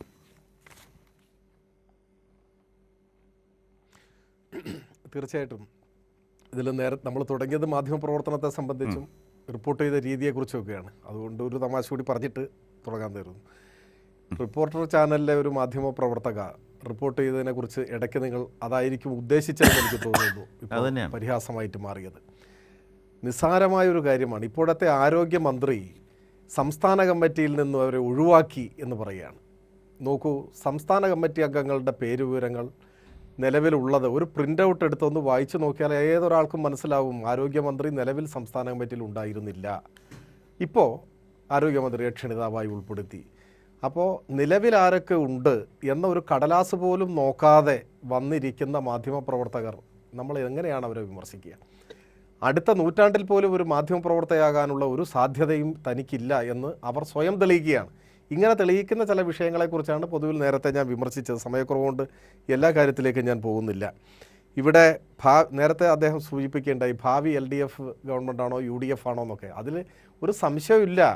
ഇപ്പം മുൻ KPCC പ്രസിഡൻറ്റും കോൺഗ്രസിൻ്റെ സമുന്നതനായ നേതാവുമായ മുല്ലപ്പള്ളി രാമചന്ദ്രൻ പറഞ്ഞെന്താ, മൂന്നാം ഊഴത്തിന് അനുകൂലമായ സാഹചര്യം നിലവിലുണ്ട് പറഞ്ഞില്ലേ? അപ്പോൾ മുല്ലപ്പള്ളിക്ക് പോലും വ്യക്തത വന്ന ഒരു രാഷ്ട്രീയ സാഹചര്യമാണ് ഉള്ളത് എന്ന് നമ്മളെല്ലാവരും തിരിച്ചറിയേണ്ടതായിട്ടുണ്ട്. അതുപോലെ ഈ സമ്മേളനത്തിൻ്റെ കാര്യങ്ങളെ സംബന്ധിച്ചൊക്കെ ഓരോ ദിവസവും സെക്രട്ടറി വാർത്താ സമ്മേളനം നടത്തി, അതിന് ശേഷം വിശദീകരിച്ചു. പ്രമേയങ്ങൾ അച്ചടിച്ച് പുസ്തകമാക്കി തന്നെ വിതരണം ചെയ്തു, അതെല്ലാ മാധ്യമങ്ങൾക്കും കൊടുത്തു. ഇനിയും ഈ നവകേരളത്തിൻ്റെ പുതുവഴികൾ വിശദമായി അതിൻ്റെ എല്ലാ വിശദാംശങ്ങളും ജനങ്ങളുടെ മുൻപാകെ എത്തുകയും ചെയ്യും. ആ കാര്യത്തിലൊന്നും ഒരാശങ്കയും വേണ്ട. പിന്നെ വ്യവസായ വികസനത്തെക്കുറിച്ച് നോക്കൂ. ശ്രീ AK ആൻ്റണി കേന്ദ്ര പ്രതിരോധ മന്ത്രിയായിരിക്കുന്ന സമയത്ത് അന്ന് തന്നെ കേരളത്തിലെ LDFും UDFും തമ്മിലുള്ള വ്യത്യാസം പറഞ്ഞിട്ടുണ്ട്. AK ആൻ്റണിയേക്കാൾ കൂടുതൽ അത് ഞാൻ വിശദീകരിക്കേണ്ട കാര്യമില്ലല്ലോ. എന്താ അദ്ദേഹം പറഞ്ഞത്? അങ്ങ് ദയവായിട്ട് അത് ഓർമ്മിക്കണം എന്ന് മാത്രമേ ഈ സമയക്കുറവ് കൊണ്ട് ഞാൻ സൂചിപ്പിക്കുന്നുള്ളൂ. അതുപോലെ ഈ 20 ലക്ഷം പേരുടെ തൊഴിലിൻ്റെ ഒരു കാര്യം നേരത്തെ സൂചിപ്പിച്ചു. അത് പൊതുമേഖലാ സ്ഥാപനങ്ങളിൽ തൊഴിൽ കൊടുക്കുമെന്നല്ല, PSC വഴി തൊഴിൽ കൊടുക്കുമെന്നല്ല. ഇന്ത്യയിൽ തന്നെ ഇപ്പോൾ PSC വഴി കൊടുക്കുന്ന തൊഴിലിൻ്റെ 50% കേരളത്തിലാണ് കൊടുക്കുന്നതെന്നുള്ള ആധികാരികമായ കണക്ക് നമ്മുടെ മുൻപിലുണ്ട്. തൊഴിലവസരങ്ങൾ സൃഷ്ടിക്കുകയാണ് ചെയ്യുന്നത്. തൊഴിലവസരങ്ങൾ സൃഷ്ടിക്കുന്ന കാര്യങ്ങളെല്ലാം PSC വഴി സർക്കാർ ജോലി കൊടുക്കും എന്നല്ല പറഞ്ഞിട്ടുള്ളത്. അത് ദയവായിട്ട് അങ്ങ് മനസ്സിലാക്കണം. പിന്നെ അടുത്ത നവംബർ 1 കേരളം അതിദരിദ്രരില്ലാത്ത ആദ്യ ഇന്ത്യൻ സംസ്ഥാനമായിട്ട് മാറുകയാണ്. അതൊരു വലിയ അഭിമാനിക്കത്തക്ക നേട്ടമല്ലേ? ഇന്ത്യയിലെ ആദ്യത്തെ വെളിയിട വിസർജന വിമുക്ത സംസ്ഥാനമായി കേരളം മാറിയത് ഈ കാലത്തല്ലേ? എന്ന് വെച്ചാൽ എല്ലാ വീടുകളിലും ടോയ്ലറ്റുള്ള ആദ്യത്തെ ഇന്ത്യൻ സംസ്ഥാനം. ഇന്ത്യയിലെ ആദ്യത്തെ സമ്പൂർണ്ണ വൈദ്യുതീകരണം യാഥാർത്ഥ്യമായ സംസ്ഥാനമായി മാറിയത് ഈ കഴിഞ്ഞ 8 വർഷത്തെ ഭരണത്തിൻ്റെ കീഴിലല്ലേ? പവർ കട്ടും ലോഡ് ഷെഡിങ്ങും ഇല്ലാത്ത സംസ്ഥാനമായി കേരളം നിലനിൽക്കുകയല്ലേ? ഇപ്പോൾ നമുക്ക് അഭിമാനിക്കാൻ കഴിയുന്നതല്ലേ? ഉമ്മൻചാണ്ടി ഭരിക്കുമ്പോൾ ആദ്യ അരമണിക്കൂറും പിന്നെ 1 മണിക്കൂറും കട്ടായിരുന്നില്ലേ? കൊച്ചി ഇടമൺ പവർ ഹൈവേയും ഗെയിലും ദേശീയപാതാ വികസനവും ഒക്കെ ഈ ഗവൺമെൻറ്റിൻ്റെ നേട്ടങ്ങളായി നവകേരളത്തിലേക്കുള്ള വഴികളായി കാണാൻ രാഷ്ട്രീയം നമുക്ക് തടസ്സാവേണ്ട ഒരു കാര്യമില്ലല്ലോ. അസാധ്യം എന്ന് തീർപ്പ് കൽപ്പിച്ച പലതും സാധ്യമായി. അന്ത്യശ്വാസം വലിച്ച വികസന പദ്ധതികൾക്ക് ജീവൻ വെച്ചു. അതല്ലേ ദേശീയപാതാ വികസനം? ഫയൽ അടച്ചു വെച്ചതായിരുന്നില്ലേ? കൊച്ചി ഇടമൺ പവർ ഹൈവേ, ഗെയിൽ, ഇതെല്ലാം K-ഫോൺ ഉൾപ്പെടെയുള്ള വൻകിട പദ്ധതികൾ.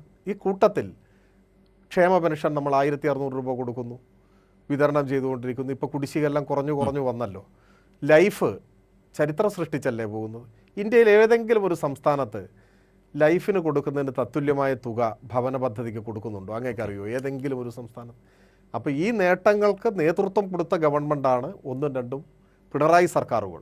അത് അങ്ങേക്ക് അങ്ങനെ പറയാൻ ഇഷ്ടമില്ലെങ്കിൽ LDF സർക്കാർ എന്ന് പറഞ്ഞോളൂ, എനിക്കൊരു വിരോധവുമില്ല. ഇതിന്റെ വെളിച്ചത്തിലാണ് മുല്ലപ്പള്ളി പോലും പറയുന്നത് മൂന്നാം ഊഴത്തിന് അനുകൂലമായ സാഹചര്യം പ്രതീക്ഷിക്കുന്നു, മൂന്നാം ഊഴം ലഭിക്കും എന്ന്. അതിലിപ്പോൾ നമ്മൾ തർക്കിക്കേണ്ട കാര്യമില്ല, നമ്മൾ കാത്തിരുന്ന് നമുക്ക് കാണാം, അത്രയേ ഉള്ളൂ. റൈറ്റ്. വളരെയധികം നന്ദി Shri A. Sajeevan, Shri N. Sreekumar, M. Swaraj ഈ വിഷയവുമായി ബന്ധപ്പെട്ട് വളരെ ഗൗരവമായ അഭിപ്രായങ്ങൾ പങ്കുവച്ചതിന് വളരെയധികം നന്ദി. ന്യൂസ് ആൻഡ് വ്യൂസ് അവസാനിക്കുന്നു.